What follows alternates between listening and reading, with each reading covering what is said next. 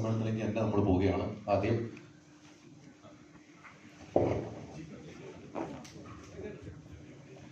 Hello, ഇരുന്ന് പറഞ്ഞോ. എന്താന്ന് വെച്ചാല് നമ്മുടെ ഈ സ്കൂളിലൊരു ഇതാണ്, ഇങ്ങനെ ഓരോ ചോദ്യം ചോദിക്കുമ്പോൾ അറിയാണ്ട് എഴുന്നേറ്റ് പോകും. സോറി, ഞാൻ ക്ഷമ ചോദിക്കുന്നു ലേറ്റായി തുടങ്ങിയതിന്. ഇവിടെ എല്ലാവർക്കും വിനീതമായ നമസ്കാരം. ക്ഷണിച്ചു വന്നവർക്കൊക്കെ സ്വാഗതം. ചെറിയൊരു അപേക്ഷയുണ്ട്. എല്ലാവർക്കും അറിയാവുന്ന ഒരു കാര്യം, നിങ്ങൾക്ക് as being A press member of the press നിങ്ങൾക്ക് ചോദിക്കാനുള്ള എല്ലാ റൈറ്റ്സ് നിങ്ങൾക്കുണ്ട്, ഉത്തരം പറയുന്ന റൈറ്റ്സ് ഞങ്ങൾക്കും ഉണ്ട്. പക്ഷേ ഇപ്പോഴത്തെ ഒരു ചുറ്റുപാടിൽ നമുക്ക് കോൺട്രവേഴ്ഷ്യലായ ക്വസ്റ്റ്യൻസ് ഒക്കെ ഒന്ന് ഒഴിവാക്കിയിട്ട് നമുക്ക് ഈ സിനിമയെ റിലേറ്റഡ് ആയിട്ടുള്ള ക്വസ്റ്റ്യൻസ് ചോദിച്ചാൽ ബെറ്റർ ആയിരിക്കും തോന്നുന്നു. അല്ലെങ്കിൽ ഒരു ചോദ്യത്തിൽ തുടങ്ങി അത് കോൺട്രവേഴ്ഷ്യലായി അത് അങ്ങനെ പോയി നമ്മുടെ സബ്ജക്റ്റ് മാറി ടോപ്പിക്കും മാറി വേറെ പല വിഷയത്തിലോട്ട് നടക്കും. ആ കാര്യങ്ങളൊക്കെ നിങ്ങൾക്ക് ചോദിക്കണമെന്ന് നിങ്ങൾക്ക് എനിക്കറിയാം നിങ്ങൾക്ക് ചോദിക്കാൻ ഉണ്ടെന്നുള്ളത്. പക്ഷെ നമുക്ക് പേഴ്സണലും പ്രൈവറ്റ് ആക്കാം. ഇത്രയും പേര് ഞങ്ങൾക്ക് ഒപ്പീനിയൻസ് ഒക്കെ വേറെ ആയിരിക്കും. അതുകൊണ്ട് പേഴ്സണലായിട്ട് നമുക്ക് അതിന് ഉത്തരം പറയാം കേട്ടോ. സോ എൻ്റെ ഒരു അപേക്ഷയാണ്, യു കെൻ ആസ്ക്, ബട്ട് നമുക്ക് മാക്സിമം ഒന്നൊന്ന് അവോയ്ഡ് ചെയ്തിട്ട് സിനിമയെക്കുറിച്ച് പറയാം. അതല്ലേ നല്ലത്. ഓണം വരാൻ പോകല്ലേ. ആൻഡ് ഓൾറെഡി കഴിഞ്ഞ ഒരു മാസമായിട്ട് ഇത് തന്നെ എല്ലാവരും കേട്ടുകൊണ്ടിരിക്കുന്നത്. ഇപ്പം നടക്കുന്ന പല പ്രശ്നങ്ങളും മീഡിയയിൽ വരുന്ന പല ന്യൂസുകളും നമുക്ക് തന്നെ ഒരു വിഷമം ഉണ്ടാക്കി തരുന്നുണ്ട്. സോ അതിലേക്ക് കിടക്കാണ്ട് ലെറ്റസ് സിനിമയെക്കുറിച്ചും ഓണത്തെക്കുറിച്ചും സംസാരിക്കാം. Thank you so much.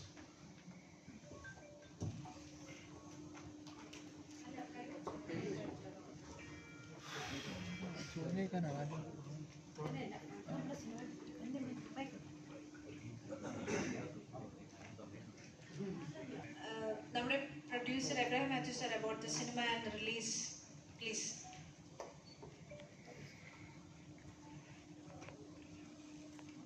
എല്ലാവർക്കും നമസ്കാരം.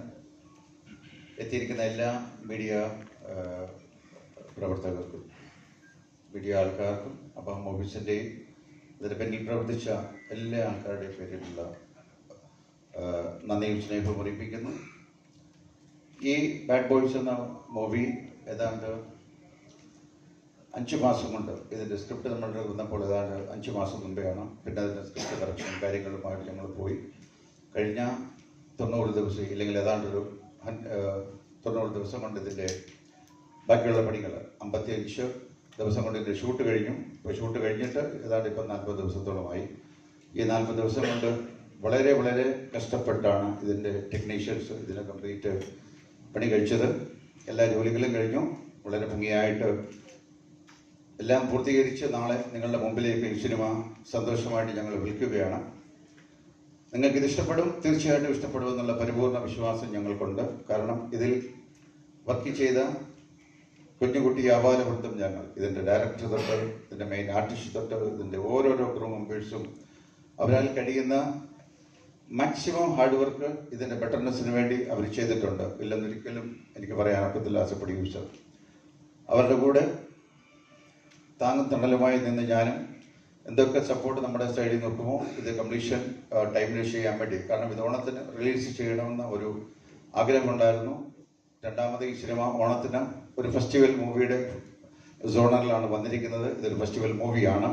അതുകൊണ്ട് മാത്രമാണ് ഞങ്ങൾക്ക് ഇത് ഓണത്തിന് തന്നെ ഇറക്കണമെന്നുള്ളൊരു ഇൻറ്റൻഷനോടുകൂടി നമ്മൾ തീർക്കാൻ വേണ്ടി രാവും പോലും വർക്ക് ചെയ്തത്. അപ്പോൾ അത് ആ പരിശ്രമം നമ്മുടെ കംപ്ലീറ്റായി, ആ മിഷൻ കംപ്ലീറ്റായി.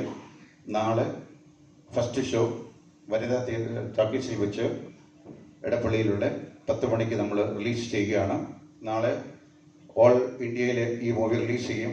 അത് കഴിഞ്ഞ് GCCയിൽ സെപ്റ്റംബർ 20 തൊട്ട്, GCC other entire world September 20 തൊട്ട് റിലീസ് ചെയ്യും. അപ്പോൾ ആസ് എ പ്രൊഡ്യൂസർ എനിക്ക് നിങ്ങൾക്ക് തരാനുള്ള ഒരു വാഗ്ദാനം എന്ന് പറയുന്നത്, ഇതൊരു വലിയ സിനിമയല്ല, ഇതൊരു സാധാരണക്കാരൻ്റെ സിനിമയാണ്. ഈ സിനിമ കാണാൻ നിങ്ങൾ പോകുമ്പോൾ തീർച്ചയായിട്ടും നിങ്ങൾക്ക് ഇതിലൊരു നിരാശ ഉണ്ടാകത്തില്ല. കാരണം ഈ സിനിമ കണ്ട് നിങ്ങൾ വെളിയിറങ്ങുമ്പോൾ നിങ്ങൾക്കിതൊരു സന്തോഷം, ഇല്ല ഒരു ഉത്തേജനം, ഇല്ല ഒരു ആനന്ദം പകർന്നു തരുന്ന സിനിമയായിരിക്കും. അതിന് യാതൊരു സംശയവുമില്ല. അതാണ് എനിക്ക് സിനിമയെക്കുറിച്ച് ഇത് പറയാനുള്ള ഒരു സന്ദേശം. ബാക്കി കാര്യങ്ങൾ ഇതിൻ്റെ മറ്റുള്ള അണിയറ പ്രവർത്തകർ നിങ്ങളോട് സംസാരിക്കും. താങ്ക് യു, നന്ദി, നമസ്കാരം. അപ്പോൾ ഇനി ബാല സർ പ്ലീസ്. നമ്മൾ ടീസറിലും ട്രെയിലറിലും ഒക്കെ മുഖം കണ്ടു. എങ്ങനെയാണ് സിനിമയിൽ വരുന്നത്? എല്ലാവർക്കും ആകാംക്ഷയുണ്ട്. കലൈ സിംഗം സിംഗം അവിടെ ഒരു ക്യാരക്ടർ ചെയ്തിട്ടുണ്ട്. ഏകദേശം എൻ്റെ സ്വഭാവം തന്നെയാണ് ക്യാരക്ടർ. പ്രൊഡ്യൂസറായിട്ട് അഭിനയിച്ചിരിക്കുന്നു. ഇൻട്രസ്റ്റിംഗ് ഫാക്ടേഴ്സ് ഉണ്ട്. ഞാൻ ഈ ട്രെയിലറിൽ ഡബിങ് പോയ സമയത്തും ഞാൻ കണ്ട ഒരു കാര്യം, ഇപ്പോൾ ഓണമില്ലേ, ഓണം ഫെസ്റ്റിവലിൽ നമ്മളൊരു പടം കാണാൻ കയറുമ്പോൾ ഓരോരോ ഫ്രെയിമിലും ഭയങ്കര കളർഫുൾ ആയിട്ടുണ്ട്. പ്രൊഡ്യൂസർ ഹമ്പിളായിട്ട് പറഞ്ഞു ചെറിയ പടമാണ്. ചെറിയ പടമൊന്നുമില്ല കേട്ടോ, കോടികൾ മുടക്കിയിട്ടുണ്ട്. എനിക്ക് ശമ്പളം കൊടുത്തിട്ടില്ല, ചുമ്മാ പറഞ്ഞത്. I really appreciate. അപ്പം എനിക്കെങ്കിൽ ആർട്ടിസ്റ്റ് ഒരു പടം എടുക്കുമ്പോൾ ഓരോ ഫ്രെയിമിലും അതിൻ്റെ റിച്ച്നെസ് കൊണ്ടുവരുമ്പോൾ that is called as A festival movie. വരുന്ന ഓഡിയൻസിന് അത് ഭയങ്കര ഒരു ബഹളമായിരിക്കും, സന്തോഷമായിരിക്കും. ആൻഡ് അഫ്കോഴ്സ് റഹ്മാനിക്ക് അവിടെ ഉണ്ട്. എടുത്തു പറയണമെങ്കിൽ ഞങ്ങളൊരു പടം ചെയ്തു കേട്ടോ. ഐ തിങ്ക് 16 വർഷം മുമ്പ്. ഇപ്പോൾ 16 വർഷം ശേഷം പിന്നെയും ഇപ്പോൾ ഒരു പടം ചെയ്യുന്നുണ്ട്. ഒരു മാറ്റമില്ല, അതേപോലെ ഉണ്ട്. എല്ലാവരും ചോദിക്കുകയാണ് എങ്ങനെ ഈ സീക്രട്ട്. എനിക്ക് അദ്ദേഹം അന്ന് പറഞ്ഞു കൊടുത്ത ഒരു കാര്യമുണ്ട്. എല്ലാ ദിവസവും 3 കിലോമീറ്റർ ഓടുന്നു. എവിടെ വെച്ച്? ദുബായിൽ വെച്ചിട്ടാണ് പറഞ്ഞത്, ഓർമ്മയുണ്ടോ? അതുമാത്രമല്ല, ഞാൻ താമസിക്കുന്ന സ്ഥലത്ത് തന്നെ ഇദ്ദേഹം, അപ്പം ഞാൻ മമത ഒക്കെ ഉണ്ടായിരുന്നു, എല്ലാ ആർട്ടിസ്റ്റിനും വേണ്ടി ഒരു ജിമ്മൊക്കെ റെഡിയാക്കി കൊടുത്തു. സോ ഒരു ആർട്ടിസ്റ്റായിട്ട് പുറയിൽ ഇവരൊക്കെ ചെയ്യുന്ന ഡെഡിക്കേഷൻ, എക്സസൈസ്, ഡയറ്റിംഗ് ഒന്നും നിങ്ങളുടെ മീഡിയയിൽ പുറത്ത് പറയില്ല. പക്ഷെ പടത്തിൽ കാണുമ്പോൾ അതിൻ്റെ റിസൾട്ട് കാണാം. He is looking so young and energetic. അത് ആക്ഷൻ സീക്വൻസ് ആവട്ടെ, റൊമാൻസ് ആവട്ടെ, ഡാൻസ് ആവട്ടെ, അതേ തന്നെ ഏർപ്പെടും. ആൻഡ് വേറെന്താ പറയുക, ആസ് ഐ സെഡ്, ഒരു ഗസ്റ്റ് അപ്പിയറൻസ് തന്നെയാണ്, പക്ഷേ പവർഫുൾ ആയിരിക്കും. പിന്നെ ഇക്ക പറഞ്ഞു കോൺട്രവേഴ്സി ചോദ്യങ്ങളൊന്നും ചോദിക്കേണ്ട, ഓണം നല്ല ഒരു പടമാണ്. അഫ്കോഴ്സ് ഞാനും ഇക്കാവും പ്രൊഡ്യൂസറും എല്ലാവരും വന്നിരിക്കുന്നത് ബാഡ് ബോയ്സ് പടത്തോടെ പ്രൊമോഷന് വേണ്ടി. പക്ഷെ ടിനി ടോം ആ ഉദ്ദേശത്തിലല്ല വന്നിരിക്കുന്നത്. ഏത് കോൺട്രവേഴ്സി ആണെങ്കിലും ടിനി ടോം എടുത്ത് മുഖം നോക്കി ഓപ്പൺ ആയിട്ട് നിങ്ങൾ പറയാം. ഏത് കമ്മിറ്റി ആയാലും പുള്ളി ഒന്നും പേടിക്കാത്ത ഒരു മനുഷ്യനാണ്. അപ്പൊ അങ്ങനെ തുടങ്ങാം കേട്ടോ. അപ്പൊ എന്തിനും തയ്യാറായ ടിനി ടോം ആണോ?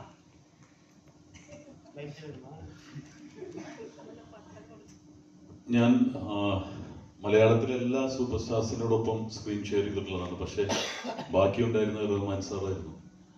സിനിമ കണ്ടു തുടങ്ങിയ കാലഘട്ടത്തിൽ മമ്മൂക്ക, ലാലേട്ടൻ, റഹ്മാൻ സാർ, അങ്ങനെ 3 പേരെയാണ് നമ്മൾ സ്ക്രീനിൽ കണ്ടിട്ട് ഇതിനോടൊരു പാഷൻ തോന്നുന്നത്. അന്ന് ഏറ്റവും കൂടുതൽ ഞാനൊക്കെ ടീനേജ് ആ ഒരു കാലഘട്ടത്തിൽ ഇങ്ങനെ ആകണം എന്നൊക്കെ ആഗ്രഹിച്ചിട്ടുള്ള ഒരാളാണ്. കുറച്ച് വൈകിയെങ്കിലും നല്ല സ്ക്രീൻ പ്രസൻസ് തന്നതിന് അബാം മൂവീസിന് പ്രത്യേക നന്ദി അർപ്പിക്കുന്നു. ഒമർ ലുലുവിന് അതുപോലെ തന്നെ. ഇത് ഞാൻ അബാമിൻ്റെ 3ാമത്തെ സിനിമയാണ്. ആദ്യത്തെ ഷീ ടാക്സി ആയിരുന്നു. അതിനുശേഷം പുത്തൻ പണം മമ്മൂക്കയുടെ പടത്തിലുണ്ടായിരുന്നു. പിന്നീട് വരുന്നത് ഇപ്പോൾ ഈ ബാഡ് ബോയ്സ് ആണ്. ബാഡ് ബോയ്സ് ടീം എന്ന് പറയുന്ന ഇവർ 4 പേരാണ്. ഞാനും ബാലയൊക്കെ ഗുഡ് ബോയ്സ് ആണ്. അപ്പോൾ കുറേ കാലമായിട്ട് നമ്മൾ പറയാറുണ്ട് ഒരു ബെൽറ്റ് ഉണ്ടാക്കണമെന്ന്. ഇതൊരു പുതിയ ബെൽറ്റ് ആയിരിക്കും, യാതൊരു സംശയവും വേണ്ട. മലയാള സിനിമയിൽ വരുന്ന ഏറ്റവും പുതിയ ബെൽറ്റ് ആയിരിക്കും. ബാലയുടെ നാവ് പൊന്നാവട്ടെ. കുറെ കാലമായി ഞങ്ങളൊരു ബെൽറ്റ് ഉണ്ടാക്കണം പറഞ്ഞാൽ അബാം ബെൽറ്റ് എന്ന് പറഞ്ഞ് ഒരു പുതിയ ബെൽറ്റ് വന്നിരിക്കും. എഴുതി വെച്ചോളൂ. നാളെ കേരളത്തിന്റെ ജനങ്ങൾ ഓണം ആഘോഷിക്കുന്നത് ബാഡ് ബോയ്സിലൂടെ ആയിരിക്കും. എല്ലാ സിനിമകളും നമ്മൾ സപ്പോർട്ട് ചെയ്യുന്ന എല്ലാ സിനിമകളും കാണണം. ഓരോ ദിവസവും ഓരോ ചോയ്സ് ഉണ്ട്. പക്ഷെ ഞങ്ങൾക്ക് പ്രത്യേക സ്നേഹം ബാഡ് ബോയ്സിനോടുള്ളതുകൊണ്ട് ബാഡ് ബോയ്സിലൂടെ ഓണാഘോഷം തുടങ്ങാമെന്നാണ് ഞാൻ ആഗ്രഹിക്കുന്നത്, അപേക്ഷിക്കുന്നത്. All the best. Happy Onam.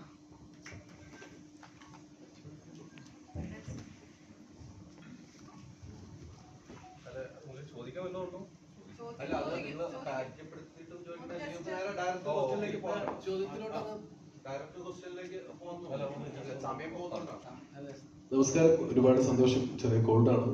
ഒരുപാട് അറിഞ്ഞ മുഖങ്ങൾ, അറിയാത്ത മുഖങ്ങൾ, ഒരുപാട് മീഡിയ സുഹൃത്തുക്കളുണ്ട്. ഒരുപാട് നേരം വെയിറ്റ് ചെയ്തതിന് ഒരുപാട് സോറി. നമ്മളങ്ങനെ റഹ്മാനിക്കേണ്ടി നമ്മൾ ഇങ്ങനെ കാണണം എന്ന് ആഗ്രഹിച്ച് ഇരിക്കുന്ന ഒരു സംഭവമാണ് അത് ഒമർക്ക് നല്ല രീതിയിൽ കളർഫുള്ളായിട്ട് ചെയ്തിട്ടുണ്ട്. അപ്പോൾ ഒരുപാട് സന്തോഷം റഹ്മാനിക്കൻ അങ്ങനെ കളർഫുള്ളായിട്ട് കാണാൻ. അപ്പോൾ അത് അബ മൂവീസ് നല്ല രീതിയിൽ അത് പ്രൊഡ്യൂസ് ചെയ്തിട്ടുണ്ട്.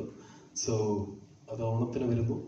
ഓണത്തിൽ വരുന്ന എല്ലാ സിനിമകളുടെ കൂടെ നമ്മുടെ എല്ലാ സിനിമകളും നല്ല രീതിയിൽ വിജയിപ്പിക്കാൻ ഞാൻ എല്ലാവരുടെ അടുത്തും പറയുന്നു. ചോദ്യങ്ങളുണ്ടെങ്കിൽ ചോദിക്കാം കേട്ടോ. Thank you. ബിബിന്റെ ഒരു ഗംഭീര പെർഫോമൻസ് ഉണ്ട്. ജസ്റ്റ് ഒന്ന് ആ ക്യാരക്ടറും കാര്യങ്ങളൊന്ന് ജസ്റ്റ് ഒന്ന് പറഞ്ഞിട്ട് നമുക്ക് ക്വസ്റ്റ്യൻസിലേക്ക്. അല്ല, എനിക്ക് എൻ്റെ പരിപാടിയെ പറ്റി ഉപരിയായിട്ട് സിനിമയിൽ നല്ല രീതിയിൽ ചിരിക്കാനും നല്ല ഡാൻസും നല്ല പാട്ടും നല്ല ഫൈറ്റും ഒക്കെ ഉള്ളൊരു എല്ലാം കൂടി ചേർന്ന ചേരുവ അല്ലെങ്കിൽ ഒരു നല്ലൊരു മസാല ഫിലിമാണ് ബാഡ് ബോയ്സ് എന്ന് പറയാനുള്ളൂ. അതിൽ നിങ്ങൾ ബാക്കി പെർഫോമൻസിൻ്റെ കാര്യമൊക്കെ ഈച്ച് ആൻഡ് എവരി വണ്ണിൻ്റെ പെർഫോമൻസ് നിങ്ങൾ കണ്ടിട്ട് തീരുമാനിക്കുക. സിനിമ വലുതും ചെറുതൊക്കെ ആവുന്നത് തിയേറ്ററുകളാണ്. അങ്ങനെ തന്നെ ആവട്ടെ. എല്ലാവർക്കും നമസ്കാരം. എന്നെ സംബന്ധിച്ച് കുട്ടിക്കാലത്ത് നമുക്ക് കുട്ടിക്കാലത്ത് കണ്ട ഒരുപാട് താരങ്ങളോടൊപ്പം ഒറ്റ സിനിമയിൽ തന്നെ ആ ഒരുപാട് താരങ്ങളോടൊപ്പം അഭിനയിക്കാൻ പറ്റിയെന്നുള്ളതാണ്. ബാബു ആന്റണി ചേട്ടൻ, റഹ്മാനിക്ക, ശങ്കർ സാറ്, ദീപൻ്റെ അങ്ങനെ ഒരുപാട് ആർട്ടിസ്റ്റുകളോടൊപ്പം അഭിനയിക്കാൻ പറ്റി. അതുപോലെ അങ്ങനെ നമ്മുടെ ഡയറക്ടർ വന്നിട്ടുണ്ട്.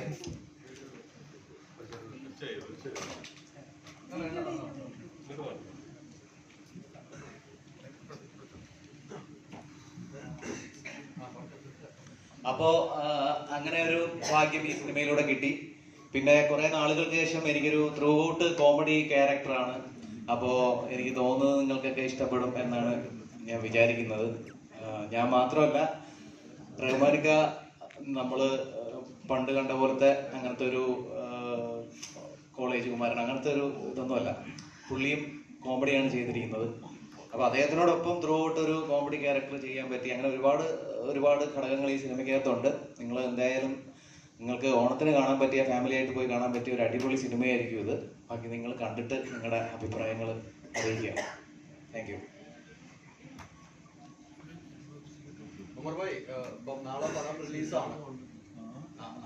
ഹലോ, ഹായ്, നമസ്കാരം. ഞാൻ കാരണം കുറച്ച് ലേറ്റായി. ഇന്ന് ക്യൂബിൽ അപ്ലോഡ് ചെയ്ത് ഇതിന്റെ പ്രോസസ്സൊക്കെ കഴിഞ്ഞ് വന്നപ്പോ ഒരുപാട് നേരമായി പോയി. അതുകൊണ്ടാണ് സോറി. ചോദിക്ക്. ഞാൻ പറഞ്ഞിട്ട് പറഞ്ഞാൽ മതി ഡയറക്ടർ. എല്ലാവർക്കും നമസ്കാരം. ബാഡ് ബോയ്സ് പറ്റി പറയുകയാണെങ്കിൽ ഇതിലെനിക്ക് പ്രത്യേകത എന്ന് പറയുന്നത് ഈ സിനിമ തന്നെ, ഇതിൻ്റെ കഥാപാത്രം, മൊത്തത്തിൽ ഈ സിനിമയുടെ സ്റ്റൈൽ, ഈ സിനിമയുടെ എന്താ പറയുക ഹൈപ്പ്, ഇതൊക്കെ എനിക്കൊരു ചാലഞ്ചായിട്ടാണ് കാണുന്നത്. നിങ്ങൾക്കാർക്കും ആയിരിക്കില്ല ഇത്. നിങ്ങൾക്ക് ചിലപ്പം ഒരു പക്ഷേ സാധാരണ ഒരു ഹ്യൂമർ ഫിലിം, കോമഡി ഫിലിം ആയിട്ട് കാണുമായിരിക്കും. പക്ഷെ എനിക്കിതൊരു വലിയ ചേഞ്ച്. കാരണം ഞാൻ ഇത്രയും വർഷങ്ങൾ, കഴിഞ്ഞ ഒരു 10 വർഷങ്ങളായിട്ട് ചെയ്തുകൊണ്ടിരുന്ന കഥാപാത്രങ്ങൾക്ക് നേരെ ഓപ്പോസിറ്റ് ആയിട്ടുള്ളൊരു ക്യാരക്ടറാണ് ഞാൻ ചെയ്യുന്നത്. കഥ കേട്ടപ്പോൾ ഒരുപാട് ചിരിച്ചു. 3-4 തവണ ഉമ്മറിൻ്റെ അടുത്ത് വന്നു, പല ലൊക്കേഷനും ഈ കഥ പറയുകയും ഇതിൻ്റെ ഒപ്പം നമ്മുടെ സാരംഗ് ജയപ്രകാശ് പുള്ളി ഈ കഥ പറയുമ്പോഴും ഓരോരുത്തരുടെ വോയിസിൽ ആണ് മിമിക്രി ഒക്കെ പറഞ്ഞിട്ടാണ് ഡയലോഗ് പറഞ്ഞത്. ഇതൊക്കെ കേക്ക് എനിക്ക് ഭയങ്കര അന്ന് ഒരുപാട് പൊട്ടിച്ചിരിക്കുകയുണ്ടായിരുന്നു. സിനിമ കഥ ഇഷ്ടപ്പെട്ടു, പക്ഷെ ചെയ്യാനുള്ള ധൈര്യം എനിക്കുണ്ടായിരുന്നില്ല. ഞാൻ ഇങ്ങനെയൊക്കെ ചോദിച്ചു. അപ്പം ഞാൻ ആദ്യത്തെ ചോദ്യം ചോദിച്ചത്, ഈ കഥയുമായിട്ട് എൻ്റെ അടുത്തേക്ക് എങ്ങനെ ഉമ്മറാൻ വന്നത്? നിങ്ങൾ എന്നെ എന്താ കണ്ടത്? ഞാനൊരു കോമഡി ഇതുവരെ ചെയ്തിട്ടില്ലല്ലോ. അപ്പോൾ പുള്ളി തന്നെ ഓർപ്പിലും ധൈര്യത്തിലാണ് സത്യം. ഇത് ഞാൻ പല ഇൻ്റർവ്യൂവിലും പറഞ്ഞിട്ടുണ്ട്. ആണ് ഞാൻ ഇന്ന് ബാഡ് ബോയ്സ് ചെയ്തിരിക്കുന്നത്. പിന്നെ ഇത് ഈ ക്യാരക്ടറിലോട്ട് ഇറങ്ങാൻ തന്നെ ഒരു ചെറിയൊരു ട്രാൻസ്ഫോർമേഷൻ്റെ ആവശ്യമുണ്ടായിരുന്നു എനിക്ക്. അത് എളുപ്പമുള്ള ഒരു കാര്യമായിരുന്നില്ല. അത് ആസ് എൻ ആക്ടർ എനിക്ക് മാത്രമേ അത് മനസ്സിലാക്കൂ, ബാക്കിയുള്ള ആക്ടേഴ്സിനും. അപ്പോൾ സന്തോഷം ഞാൻ ഈ പടം ചെയ്തതിൽ. ആൻഡ് ഈ പടം നമ്മളിത് ഡിസ്കഷൻ്റെ സമയത്ത് ഇത് ചെയ്യുമ്പോൾ തന്നെ എൻ്റെയും ഓമറുടെയും ആഗ്രഹമായിരുന്നു ഒരു ഓണം റിലീസ് ആക്കിയാലോ എന്നൊക്കെ വിചാരിച്ചിട്ട്. എനിക്കും ആദ്യമായിട്ടാണ് ഒരു ഓണത്തിന്, ഒരുപാട് വർഷങ്ങൾക്ക് ശേഷമാണ് ഓണത്തിനൊരു റിലീസ് നമ്മൾ പ്ലാൻ ചെയ്യുന്നത്. പക്ഷേ ഞങ്ങൾക്കിങ്ങനെ സ്വപ്നം കാണാൻ പറ്റുള്ളൂ. ആഗ്രഹങ്ങളുണ്ട്, മോഹങ്ങളുണ്ട്. പക്ഷേ ഇതിനൊക്കെ റെഡിയായിട്ട് നമ്മുടെ ഫിനാൻഷ്യൽ ബാക്കിംഗ് വേണമല്ലോ. അങ്ങനെയാണ് നമ്മൾ അബ മൂവീസ്, എബ്രഹാം മാത്യൂസ് ഞങ്ങൾക്ക് ഒപ്പം സഹകരിച്ചുകൊണ്ട് ഈ പടത്തിന് എനിക്കിപ്പോഴും ഓർമ്മയുണ്ട്. എൻ്റെ റൂമിലിരുന്നിട്ട് മാത്യു സാർ എൻ്റെ അടുത്ത് എന്ത് വന്നാലും ഞാനിത് ഓണത്തിന് റിലീസ് ചെയ്തിരിക്കുമ്പോൾ അമ്മൻ ഒരു കാര്യത്തിലും ടെൻഷൻ ആവണ്ട, ഈ പടം ചെയ്യാനും പുള്ളി എനിക്ക് ധൈര്യം തന്ന ആളാണ് സത്യം. And thank you Ibrahim, thank you so much. ഉമ്മറടുത്ത് ഞാൻ നന്ദി പറഞ്ഞില്ല. ഉമ്മറെ ഞാൻ കാണുന്ന ഒരു ഫ്രണ്ടിനെ പോലെയാണ്, ഒരു ബ്രദർ സ്ഥാനത്ത്. ചേട്ടന് അനിയനെ പോലെ ചേട്ടൻ. ഓക്കെ ചേട്ടൻ. സോ ഈ സിനിമ എന്ന് പറയുന്നത് ഇത് ടാഗ് ലൈനിൽ തന്നെ കാണുന്നുണ്ട്, ഒമർ ഫൺ ഫിലിം. അതായത് it's a very cool take it easy kind of ഫിലിമാണ്, ഫീൽ ഗുഡ് ഫിലിമാണ്, ഒരുപാട് ചിരിക്കാൻ. അതായത് ഇതിൻ്റെ അണ്ടർ കറണ്ട് എന്ന് പറയുന്നത് ഹ്യൂമറാണ്. പക്ഷേ ഹ്യൂമർ മാത്രമല്ല, ഇതിൽ നല്ല എമോഷൻസ് ഉണ്ട്, നല്ലൊരു കഥ, ഒരു ലൈൻ പോകുന്നുണ്ട്, സ്റ്റോറി ലൈൻ, അത്യാവശ്യത്തിന് ഫൈറ്റും ഉണ്ട്, നല്ല പാട്ടുകളുണ്ട്, ഡാൻസും ഉണ്ട്. സോ ഓണത്തിന് വേണ്ട, ഉത്സവത്തിന് വേണ്ട ഒരു എല്ലാ ഐറ്റംസും ഈ സിനിമയിലുണ്ടെന്നാണ് എൻ്റെ വിശ്വാസം. അത് വളരെ ബ്യൂട്ടിഫുൾ ആയിട്ട് ഒമർ ഇത് ചെയ്തിട്ടുണ്ട്. ഞാൻ സത്യത്തിൽ പറയുകയാണെങ്കിൽ ഈ കഥ കേൾക്കുമ്പോഴൊക്കെ ഡയറക്ടർമാർ അഭിനയിച്ചൊക്കെ കാണിക്കുകയൊക്കെ ചെയ്യും, ഇതൊക്കെ പോലെ ഉണ്ടായിരുന്നു. പക്ഷേ ഇത്ര ഒരു വലിയ സ്കെയിലിൽ എത്തിക്കുമെന്ന് സ്വപ്നത്തിൽ പോലും ഞാൻ കണ്ടില്ല. ഇത് സത്യമാണ്. ഞാൻ ഇങ്ങനെ വരുന്നു പറഞ്ഞു. അതുകൊണ്ട് എനിക്ക് ഒരുപാട് ടെൻഷൻ ഉണ്ടെന്നാണ് നാളെ റിലീസ് ചെയ്യാൻ പോകുന്ന സിനിമയെ കുറിച്ച് എനിക്ക് ഒരുപാട് ടെൻഷൻ. സിനിമ നന്നായിട്ടുണ്ടെന്ന് അറിയാം, പക്ഷെ എന്നാൽ പോലും ചെറിയൊരു പേടിയുണ്ട്, ബിക്കോസ് ഇതിൻ്റെ ഹൈപ്പൊക്കെ കണ്ടിട്ട്. And thank U Umar. ഈ വേദിയിലാണെങ്കിലും ഞാൻ ഇതുവരെ നന്ദി പറഞ്ഞില്ല. Thank you so much. And അതോടൊപ്പം തന്നെ ഈ സിനിമ ഇതൊരു വൺ മാൻ ഷോ കളിയൊന്നുമല്ല. ഇതിൽ ഒരുപാട് നടന്മാരുകളുണ്ട്.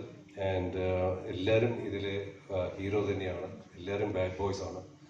ഇതിൽ പറയുന്ന പോലെ എല്ലാവർക്കും ഒരു ഗ്രേ ഷെയ്ഡ് ഉണ്ട് ഈ ക്യാരക്ടേഴ്സൊക്കെ.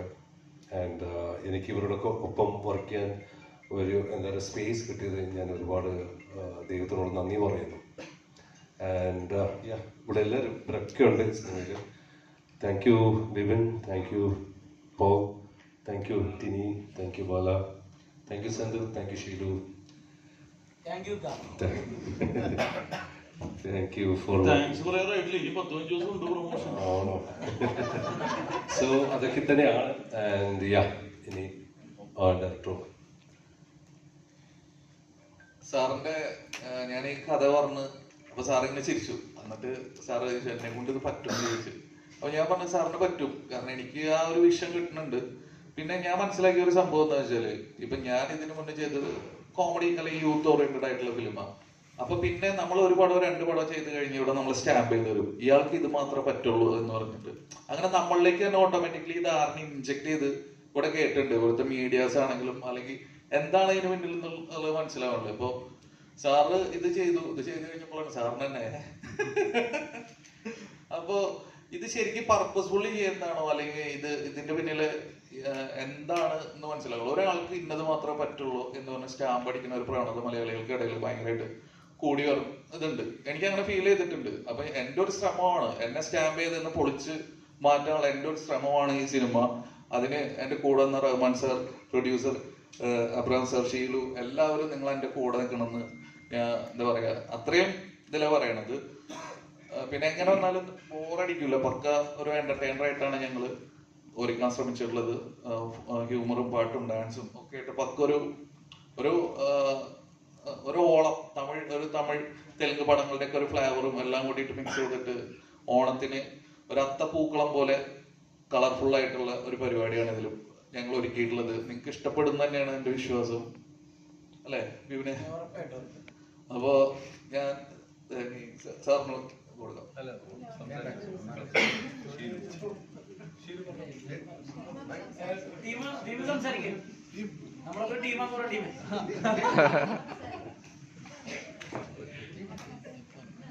ടീമേ നമസ്കാരം. വളരെ സന്തോഷം വെച്ചാൽ എൻ്റെ ഈ സിനിമയിൽ എൻ്റെ പേര് ടീം എന്ന് തന്നെയാണ്. ഞാൻ ഒരുപാട് നാളായിട്ട് സിനിമയിലൊന്നും കാണുന്നില്ലെന്നാണ് എല്ലാവരും പരാതി. ഞാൻ 18 വർഷമായി ഈ ഫീൽഡിൽ ഇറങ്ങിയിട്ട്. മലയാള സിനിമയിൽ ഏറ്റവും കൂടുതൽ ഗുണ്ടയായിട്ട് അഭിനയിച്ച വ്യക്തിയാണ് ഞാൻ. ഒരു 100-100ഓളം സിനിമയിൽ ഗുണ്ടയായിട്ട് അഭിനയിച്ചിട്ടുണ്ട്. പക്ഷേ ഗുണ്ടകളായിട്ട് അഭിനയിച്ചപ്പോഴും ഗുണ്ട തന്നെയായിരുന്നു. പിന്നീട് അതിന് മാറ്റം വിജയ് സാറിൻ്റെ തെരി എന്ന് പറഞ്ഞ സിനിമ അഭിനയിച്ച ശേഷമാണ് പിന്നീട് ആ ചാൻസും ചോദിച്ചില്ല. ചാൻസ് ചോദിക്കാതെ എനിക്ക് സിനിമയിൽ അവസരമൊന്നും ഇല്ലായിരുന്നു. അങ്ങനെയാണ് മുരളി സാർ തന്നെ ഈ പടത്തിലേക്ക് വിളിച്ചത്. ഈ സിനിമയിൽ ഞാൻ ഗുണ്ടയല്ല, അത് ആദ്യം തന്നെ പറഞ്ഞോളാം. സ്റ്റാർ മ്യൂസിക്കിലൂടെയൊക്കെ എന്നെ കോമഡി ചെയ്യാനായിട്ടാണ് ഇപ്പോൾ കാണുന്നത്. അപ്പോൾ ചെറിയ കോമഡി സീനൊക്കെ ചെയ്തിട്ടുണ്ട്. ഇതിൽ ഇത്തിരി മാസ ഡയലോഗ് തന്നിട്ടുണ്ട്. ഒരു കൊച്ചിക്കാരനായിട്ട് അസലൊരു പച്ച ഒരു കൊച്ചിക്കാരനായിട്ട് അഭിനയിച്ചേക്കുന്നത്. എങ്ങനെ ഉണ്ടാവുമെന്ന് എനിക്ക് അറിഞ്ഞൂടാ. എത്രയൊക്കെ സീൻ ഉണ്ടെന്ന് പറയാൻ പറ്റില്ല, എത്രയൊക്കെ സീൻ കട്ടായി പോയെന്ന് എനിക്ക് അറിഞ്ഞൂടാ. എന്റെ പ്രൊമോഷൻ പറയണ്ടേ?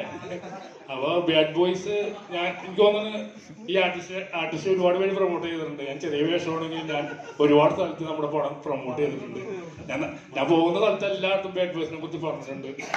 അപ്പോൾ അത് തന്നെ എനിക്ക് സന്തോഷം. അപ്പോൾ ഈ സിനിമ എല്ലാവരും കാണുമെന്ന് എനിക്കറിയാം. എല്ലാവരും കാണുന്ന സിനിമയിൽ അഭിനയിക്കാൻ പറ്റിയതിൽ വളരെ സന്തോഷമുണ്ട്. ഇനി തുടങ്ങി സിനിമയിൽ ഞാനും ഉണ്ടാവും. ഇനി ഇറങ്ങുന്ന സിനിമകളിലേക്ക് ഇനി ഞാൻ ചാൻസ് ഒക്കെ ചോദിക്കാൻ പോകുന്നുണ്ട്. വളരെ സന്തോഷം. എനിക്ക് നന്ദി പറയാനുള്ളത് ഇതിന്റെ പ്രൊഡ്യൂസറും പിന്നെ മുരളി സാറിനായിട്ട് പവർ സ്റ്റാർ എന്നൊരു പടം പ്ലാൻ ചെയ്തിട്ടുണ്ടായിരുന്നു. ആ സിനിമയിൽ എനിക്ക് അത്യാവശ്യം നല്ലൊരു വേഷം പറഞ്ഞു. ആ പടം ഇനി നടന്നില്ല, ഇനി നടക്കുമെന്ന് എനിക്ക് തോന്നുന്നു. അപ്പോൾ വളരെ സന്തോഷം. എനിക്കും നാളെ സിനിമ കാണാൻ വേണ്ടി ത്രില്ലടിച്ചിരിക്കുന്നതാണ്. എല്ലാവരും സിനിമ കാണാൻ വരുമെന്ന് എനിക്കറിയാം. ഞാനും ഇനിയും പ്രൊമോഷൻ ചെയ്യും സിനിമ. അപ്പോൾ കൂടെ ഉണ്ടാവും. Thank you. പിന്നെ ഞാൻ നേരത്തെ പറഞ്ഞില്ലേ, ഇതേപോലെ ഞാൻ ഇതിനു മുന്നേ ചെയ്തിട്ടുള്ള പക്ക യൂത്തിനെ കോൺസെൻട്രേറ്റ് ചെയ്തിട്ടുള്ള സിനിമകളാണ്. അപ്പൊ ഞാൻ ആദ്യമായിട്ട് ചെയ്യണ ഒരു ഫാമിലിയും കൂടിയിട്ട് കണക്ട് ചെയ്തിട്ടുള്ള ഒരു സിനിമയാണ്. അപ്പൊ തീർച്ചയായിട്ടും ഇപ്പൊ എന്റെ മുൻ സിനിമകൾ കണ്ടിട്ട് ഇപ്പൊ കുറെ കമന്റ്സ് വരാറുണ്ട്, ഇത് ഫാമിലി ആയിട്ട് കാണാൻ പറ്റുമോ, അതേ യൂത്തിനെ മാത്രം ടാർഗറ്റ് ചെയ്തിട്ടുള്ളതാണോ, അങ്ങനെ ഡബിൾ മീനിങ് കോമഡി ഉണ്ടാവോ? ഇതിൽ അങ്ങനെ യാതൊരുവിധ ഡബിൾ മീനിങ് കോമഡിയോ അങ്ങനത്തെ ഇതൊന്നുമില്ല. ഇത് ഫാമിലി യൂത്തിനും എല്ലാവർക്കും തിയേറ്ററിൽ ഒരേപോലെ വന്ന് കണ്ട് ആസ്വദിക്കാൻ പറ്റുന്ന ഒരു സിനിമയായിട്ടാണ് ഞാൻ ഒരുക്കിയിട്ടുള്ളത്. അപ്പൊ കണ്ട് എന്റെ ഫ്രണ്ട്സും എല്ലാവർക്കും നല്ല ഇഷ്ടമായി. അപ്പൊ ആ ഒരു സന്തോഷത്തിലും കൂടിയിട്ടാണ് ഞാൻ ക്യൂബിൽ വന്നത്. അപ്പൊ നാളെ തിയേറ്ററിൽ നിന്നും ആ ഒരു സന്തോഷം ഞങ്ങൾക്ക് കിട്ടട്ടെ, അങ്ങനെ ഞാൻ പ്രാർത്ഥിക്കും. Thank you.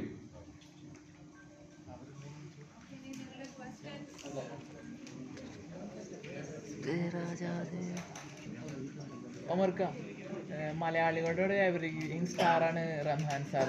അദ്ദേഹത്തെ കുറെ കാലത്തായി മലയാളികളെ മിസ് ചെയ്യുന്ന ഒരു നായക വേഷത്തിൽ എങ്ങനെയാണ് പ്രസന്റ് ചെയ്തിരിക്കുന്നതിൽ? അല്ല, ഞാൻ ആക്ച്വലി റഹ്മാൻ സാറിന്റെ അടുത്ത് ഇത് പോവാൻ കാരണം ഞാൻ എൻ്റെ ചെറുപ്പത്തിൽ ആഘോഷിച്ച് നടന്ന ഒരുപാട് പാട്ടുകളും അല്ലെങ്കിൽ ഒരുപാട് സിനിമകളും റഹ്മാൻ സാറിൻ്റെ. അപ്പോൾ ഈ റഹ്മാൻ സാറിനെ വെച്ചിട്ട് ഞാൻ ഇതിന്റെ വിഷ്വൽ ആലോചിച്ചപ്പോൾ തന്നെ എനിക്കറിയായിരുന്നു ഇത് കളറാവും എന്നുള്ളത്. അതായിരുന്നു എൻ്റെ കോൺഫിഡൻസും. അതുകൊണ്ട് തന്നെയാണ് റഹ്മാൻ സാറിലേക്ക് പോയത്. റഹ്മാൻ സാർ നമസ്കാരം. പ്രസന്റിംഗ് എവർഗ്രീൻ സ്റ്റാർ എന്ന് പറയുന്ന ഒരു ടൈറ്റിൽ കൊടുക്കുമ്പോൾ തന്നെ അതൊരു വെയിറ്റ്, ഒരു പ്രഷർ കൂടെയാണ്.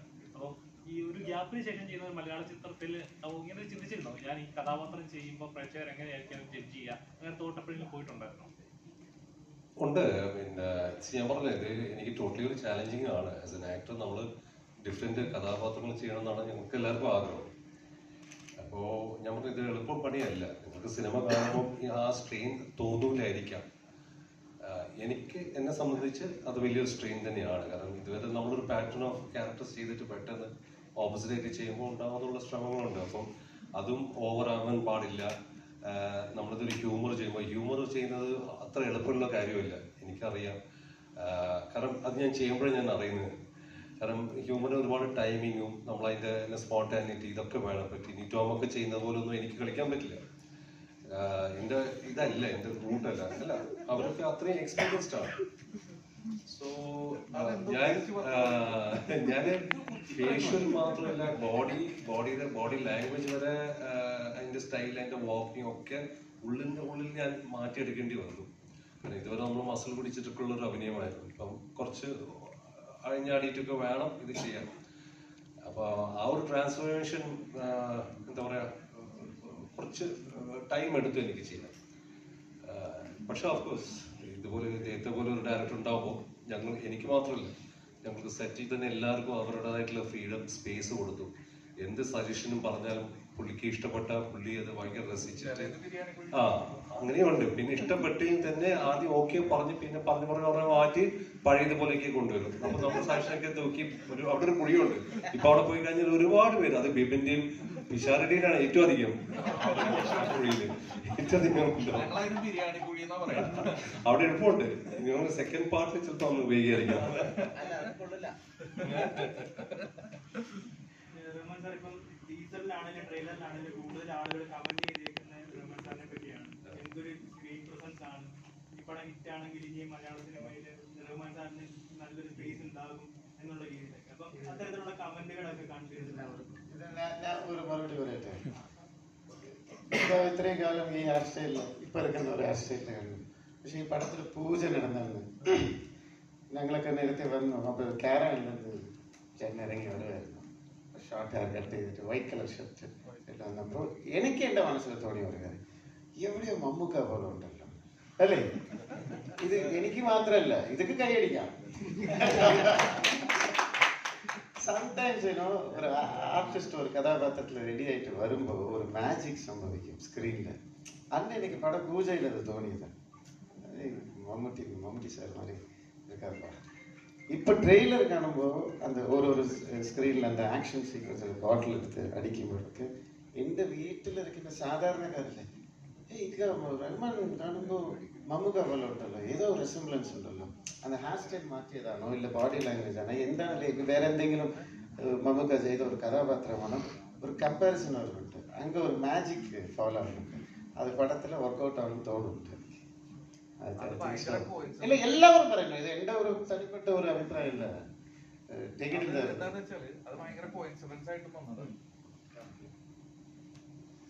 ഞാൻ നേരത്തെ പറഞ്ഞതുപോലെ അവിടെ ഈ ഞാനൊരു സത്യം പറയുകയാണെങ്കിൽ ഞാൻ അതൊന്നും ഞാൻ കണ്ടില്ല. മമ്മൂക്കയുടെ ഫോട്ടോസോ ഇല്ല വേറെ ആരും അഭിനയിക്കുന്നൊന്നും ഞാനിത് കണ്ടിട്ടില്ല. ഞാൻ ആക്ച്വലി കാണാണ്ടിരുന്നത് തന്നെ ഈവൻ സിനിമകൾ പോലും ഞാൻ കണ്ടില്ല. കാരണം ഇൻസ്പയർ ആവാണ്ടിരിക്കാൻ ചിലപ്പോൾ നമുക്ക് ഇൻസ്പയർ ആയി കഴിഞ്ഞാൽ നമ്മൾ അറിയാണ്ട് അവരെ പോലെ അഭിനയിക്കാൻ തുടങ്ങും, അവരെ പോലെ നടക്കാൻ തുടങ്ങും. സോ കുറച്ച് നാളത്തേക്ക് ഞാൻ അതൊന്നും ചെയ്യാണ്ട് തന്നെ. പക്ഷേ ഈ പടത്തിന് ഈ കഥയ്ക്ക് ഈ ക്യാരക്ടർ ആൻഡപ്പൻ എന്നുള്ളൊരു ക്യാരക്ടറാണ് ഞാൻ ചെയ്യുന്നത്.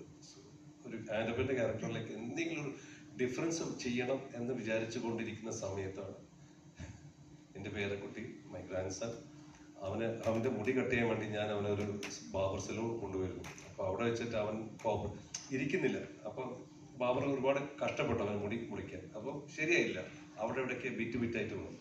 പക്ഷെ ആ സ്റ്റൈൽ എനിക്ക് ഇഷ്ടപ്പെട്ടു. എന്നിട്ട് 2 ദിവസം കഴിഞ്ഞിട്ട് ഈ ക്യാരക്ടറിന് ആ സ്റ്റൈൽ ചെയ്താൽ നന്നായിരിക്കും എന്ന് വിചാരിച്ചിട്ടാണ് ഞാൻ ആ ക്യാരക്ടർ അതേ ബാബർ കൊണ്ട് എൻ്റെ മുടി കട്ട് ചെയ്യിപ്പിച്ചത്. പിന്നെ കട്ട് ചെയ്ത് താടി വളർത്തി ശകലം വെയിറ്റ് ഒക്കെ കൊടുത്ത് ഒരു ലൂസ് ബോഡിയൊക്കെ ആക്കിയിട്ട്. കാരണം ഇത് പറയുന്ന പോലെ ഒരു ദാദ ഫീൽ കൊടുക്കണം. എന്നാൽ ഇവനൊരു ദാദയല്ല. ഞാൻ സാറിന്റെ അടുത്ത് പറഞ്ഞു ഇവിടെ വന്നിട്ട് സെറ്റ് ചെയ്യാന്ന് പറഞ്ഞു. എന്റെ അടുത്ത് ആണെങ്കിൽ ഒമർ ഒരു സർപ്രൈസ് ഉണ്ട് സാറ് ഇവിടെ വന്നപ്പോഴാണ് അടിപൊളി. എന്നിട്ട് ഇതെല്ലാം ഇരുന്ന് ഒരു 4-ാം ദിവസം ഞാനും ടിനി ടോം ഇരിക്കും. ഇവൻ ടിനി ടോം എല്ലാവരും കൂടി വർക്ക് ചെയ്യുന്നുണ്ടെന്ന് പറഞ്ഞു. പക്ഷെ ആരും സെറ്റിലൊന്നും പറയുന്നത് കേട്ടില്ല. ഞങ്ങൾ രണ്ടുപേരും ഇരുന്ന് ഒരു ഫോട്ടോ എടുത്തു. ഞാനൊരു കറുത്ത ജുബയും കൊണ്ടിട്ടിരിക്കുമ്പോൾ ആ ഫോട്ടോ വൈറലായി. അവിടെ നിന്നാണ് ഇത് തുടങ്ങിയത്. ടെർബോ ലുക്ക്, മറ്റേ ടെർബോ ജോസ് ആയിട്ട് ചേട്ടൻ അനിയനായിട്ട് വരുന്നു, ആ സിനിമയിൽ ഗസ്റ്റ് അപ്പിയറൻസ് എന്നൊക്കെയാണ് പലരും കമന്റ് റിവ്യൂസ് ഒക്കെ എഴുതിയിരിക്കുന്നത്. അപ്പോഴാണ് ഞാൻ ഇച്ചക്കയുടെ ഫോട്ടോ കാണുന്നത്. അതാണ് അതിന്റെ സത്യം.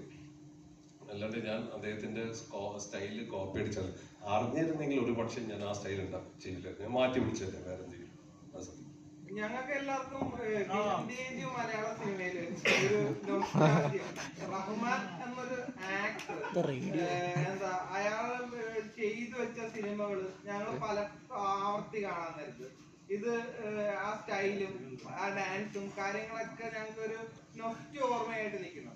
പക്ഷെ നേരെ തിരിച്ച് റഹ്മാൻ എന്ന് പറഞ്ഞ ആക്ടർ ചിന്തിക്കാൻ നേരത്ത് ഏതൊരു ആക്ടറും മനസ്സിൽ തോന്നുന്നൊരു ചിന്തയുണ്ടല്ലോ, ഞാൻ ചെയ്തു വെച്ചൊരു സ്പേസ് മലയാള സിനിമയിൽ കിടപ്പുണ്ട് എന്ന് പറഞ്ഞ ഒരു സംഗതി. അതിലേക്ക് തിരിച്ചു ചെല്ലണം. ഞാൻ ലീഡായിട്ടുള്ള ചിത്രങ്ങൾ, മലയാള സിനിമയിൽ എന്റെ സ്ഥാനം എന്നൊരു ഓർമ്മ എപ്പോഴും മനസ്സിൽ അവശേഷിക്കുന്നുണ്ടായിരുന്നു. അതോടൊപ്പം തന്നെ അതിനൊരു തുടക്കം കുറിക്കലാണ് ഇത്. ഇപ്പൊ നമുക്കറിയാം റീസെന്റ് മലയാള സിനിമയിൽ ജഗദീഷ് ചേട്ടൻ അടക്കമുള്ള പല ആക്ടേഴ്സും അവരുടെ കരിയറിൽ തന്നെ ബെസ്റ്റ് പെർഫോമൻസ് കാഴ്ചവെക്കണം. മമ്മൂക്ക അടക്കമുള്ള ഒരു സ്പേസ് ഇവിടെ ഉണ്ട്. ഇവിടെ മലയാള സിനിമ മാറി എന്ന് പറയാൻ പ്രേക്ഷകർ അർജുനോടൊപ്പം സഞ്ചരിക്കും.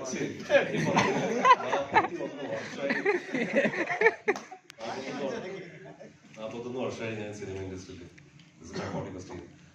ഞാൻ ഒരിക്കലും അങ്ങനെ ചിന്തിച്ചിരുന്നെങ്കിൽ ഒരുപക്ഷെ ഞാൻ വേറെ ഏതെങ്കിലും ഒരു സ്ഥാനത്ത് നിൽക്കുകയാണ്. എൻ്റെ മനസ്സിൽ അങ്ങനെ ഇല്ല. ഞാൻ ആർക്കും കോമ്പറ്റീഷനായിട്ട് പോകുന്നില്ല. ഞാൻ എപ്പോഴും സിനിമകൾ ചെയ്യണം, നല്ല നല്ല സാധനം സൃഷ്ടിക്കണം, ചെയ്യണം എന്ന് മാത്രമേ ഉള്ളൂ. അല്ലാണ്ട് എനിക്ക് ഈ പൊസിഷനോ സ്ഥാനമോ ഒന്നും ഞാൻ ചിന്തിക്കുന്നില്ല. അതിനെക്കുറിച്ച് ഞാൻ ചിന്തിച്ചിട്ടുമില്ല. അങ്ങനെ എനിക്കൊരു സ്പേസ് നഷ്ടപ്പെട്ടു പോയി ഇവിടുന്ന് അതൊന്നുമില്ല, ഞാൻ ചിന്തിക്കാറില്ല. അങ്ങനെയാണെങ്കിൽ ഞാൻ പല വേറെ ഇതൊക്കെ ചെയ്തിട്ടാണ് നിങ്ങൾക്ക് മീഡിയക്കും അറിയാമായിരിക്കും. പക്ഷെ ഞാൻ ചെയ്യുന്നില്ല. അങ്ങനെയൊന്നും ഞാൻ ചിന്തിച്ചിട്ട് പോലും ഇല്ല. ഞാൻ ഒരിക്കലും ആർക്കും ഒരു പ്രശ്നമാകാൻ പോകുന്നില്ല, ആവുമില്ല. ഞാൻ കോമ്പറ്റീഷനില്ല. ഞാൻ എൻ്റെ പണി, എൻ്റെ സിനിമ അങ്ങനെ ചെയ്തു നല്ല സിനിമകൾ ചെയ്യുക എന്ന് മാത്രമാണ് എൻ്റെ ആവശ്യം. മലയാളികൾ ഒരുപാട് മിസ് ചെയ്യുന്നുണ്ടല്ലോ. കാര്യം റീസെന്റ് ബ്ലാക്ക് പോലും അത് ഭയങ്കര കൾട്ടായിട്ട് കാണുന്ന പല ക്യാരക്ടേഴ്സും സംഭവിച്ചിട്ടുള്ള നിങ്ങൾ പറഞ്ഞ ഗ്യാപ്പാണ്, മലയാള സിനിമയിൽ വരുന്ന ഗ്യാപ്പിലാണ്. ഞാൻ പറഞ്ഞില്ല, ഞാൻ തമിഴിലും തെലുങ്കിലും ഒക്കെ ചെയ്തുകൊണ്ടിരിക്കുകയാണ്. അപ്പൊ അവിടെ ചെയ്യുന്ന സിനിമകളൊക്കെ ഒരുപാട് ഡേറ്റ്സ് അങ്ങനെയൊക്കെ പോകുന്നതാണ്. ഒരു വർഷത്തിൽ അങ്ങനെ കുറച്ച് ബിസിയാണ്. ഇടയ്ക്ക് ഞാൻ വന്നൊരു മലയാള സിനിമ ചെയ്യും, അങ്ങനെ മാത്രമേ ഉള്ളൂ. അല്ലാണ്ട് എനിക്ക് തുടർച്ചയായിട്ട് ചെയ്യണമെന്ന് ഞാൻ അപ്പം ആഗ്രഹിച്ചിരുന്നു. ഇപ്പൊ ഒരു പക്ഷെ ഇവിടെ നിങ്ങളൊക്കെ സ്വീകരിക്കുകയാണെങ്കിൽ ഞാൻ തീർച്ചയായിട്ടും ചെയ്യാം. ഇപ്പോൾ ഒമർക്ക് തന്നെ മലയാള ഇൻഡസ്ട്രിയിൽ ക്രിയേറ്റ് ചെയ്ത ഒരു ഇമേജ് ആണ് ഡബിൾ മീനിങ് എല്ലാ പടത്തിലും വരുന്നു എന്നുള്ളത്. അത് മാറ്റാൻ വേണ്ടി മാത്രമാണോ ഇപ്പൊ ഈ സിനിമ? മാറ്റാൻ വേണ്ടി മാത്രമല്ല, എന്നെ സംബന്ധിച്ചിട്ട് എല്ലാ തരം സിനിമകൾ ചെയ്യണമെന്ന് എനിക്ക് ഒരുപാട് ആഗ്രഹമുള്ള വ്യക്തിയാണ്. അപ്പോ ഇതിലും വലിയ വലിയ സ്കെയിലുള്ള സിനിമകൾ ചെയ്യണം. അപ്പോ അതിനു വേണ്ടിയിട്ടുള്ള ഒരു ശ്രമമാണ് ഈ സിനിമ. ഓണമാണ്, ഇന്ന് തന്നെ 2 പടങ്ങൾ ഇറങ്ങി. AR ഇറങ്ങി, കൃഷ്ണനാട് ഇറങ്ങി. നല്ല രീതിയിൽ റെസ്പോൺസുകളാണ് വന്നുകൊണ്ടിരിക്കുന്നത്. നാളെ കൊണ്ടലുണ്ട്, അതിന്റെ കൂടെയാണ് ബാഡ് ബോയ്സ് ഇറങ്ങുന്നത്. അപ്പം ഓമർ എന്ന് പറയുമ്പോൾ അറിയാം സെലിബ്രേഷൻ ഒരു മോഡാണെന്നുള്ളത്. പോസ്റ്ററുകൾ നോക്കിയാൽ ട്രെയിലർ ടീസർ എല്ലാം അങ്ങനെ ഉപയോഗിക്കും. ശരിക്കും കളക്ഷനെ ബാധിക്കാൻ സാധ്യതയുണ്ടോ? പേടിയുണ്ടോ?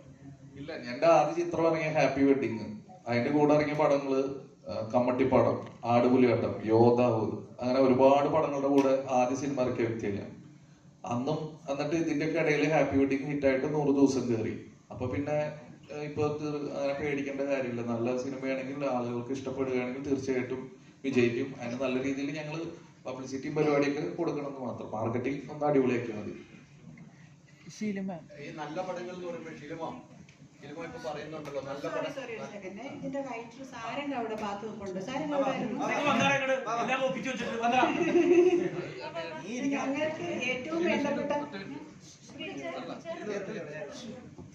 അല്ല, ഇത് ഇവന്റെ ഐഡിയ. ഞാൻ മനഃപൂർവ്വം ഞാൻ അവിടുന്ന് വിളിച്ചപ്പോ ഇല്ല, ഒന്നിച്ചു വന്നതാ. ഇപ്പം പറഞ്ഞ നമുക്ക് തുടങ്ങാം. 2 പടങ്ങൾ ഇറങ്ങി, നാളെ നമ്മുടെ പടങ്ങൾ ഉൾപ്പെടെ ഇറങ്ങുന്നു. അങ്ങനെ ഇരിക്കുമ്പോഴാണ് ഷിലിമ ഒരു പോസ്റ്റ് ഇടുന്നത്. ആ പോസ്റ്റ് ഇട്ട വലിയ രീതിയിൽ ചർച്ച ചെയ്യപ്പെട്ടിരിക്കുകയാണ്. അത്തരം ഒരു പോസ്റ്റ് ഇടാനുള്ള ഒരു പ്രചോദനം എന്താണ്? ഷിലിമ വിഷമം എന്താണ്? അത് സത്യത്തിൽ അതിനെ ദയവ് ചെയ്ത് മീഡിയസ് വേറൊരു രീതിയിലും അതിനെ വളച്ചൊടിക്കരുതെന്നാണ് എൻ്റെ ഒരു എളിമയോടെയുള്ളൊരു അഭ്യർത്ഥന. അത് ഞങ്ങളുടെ ഒരു വിഷമം മാത്രം ഞാൻ അവിടെ രേഖപ്പെടുത്തിയതാണ്. കാരണം ഈ സിനിമയിലും ഒരു 10-40 ആർട്ടിസ്റ്റുകളോളം വന്നിട്ടുണ്ട്. അപ്പം അവർ 3 സിനിമ ആൾക്കാർ അവരുടെ പടത്തെ തീർച്ചയായിട്ടും പ്രൊമോട്ട് ചെയ്യണം. അവരുടെ ഐക്യദാർഢ്യം, അവരുടെ ഫ്രണ്ട്ഷിപ്പൊക്കെ അവർ കാണിച്ചു. അതിലൊരു തെറ്റുമില്ല, അതിനെ ഞാൻ സപ്പോർട്ട് ചെയ്യുന്നു. പക്ഷേ അതിനോടൊപ്പം ഞങ്ങളുടെ ഈ പടവും അവർ ചെറുതായിട്ടൊന്ന് മെൻഷൻ ചെയ്ത് ഞങ്ങളുടെ പേരെടുത്ത് പറഞ്ഞില്ലെങ്കിലും ഓണത്തിന് ഇറങ്ങുന്ന മറ്റു പടങ്ങൾക്കും ഒരാശംസ പറയുമെന്ന് എന്നെപ്പോലെ തന്നെ എൻ്റെ പടത്തിൽ അഭിനയിച്ച എല്ലാവരും ഒന്ന് ആഗ്രഹിച്ചു പോയായിരുന്നു.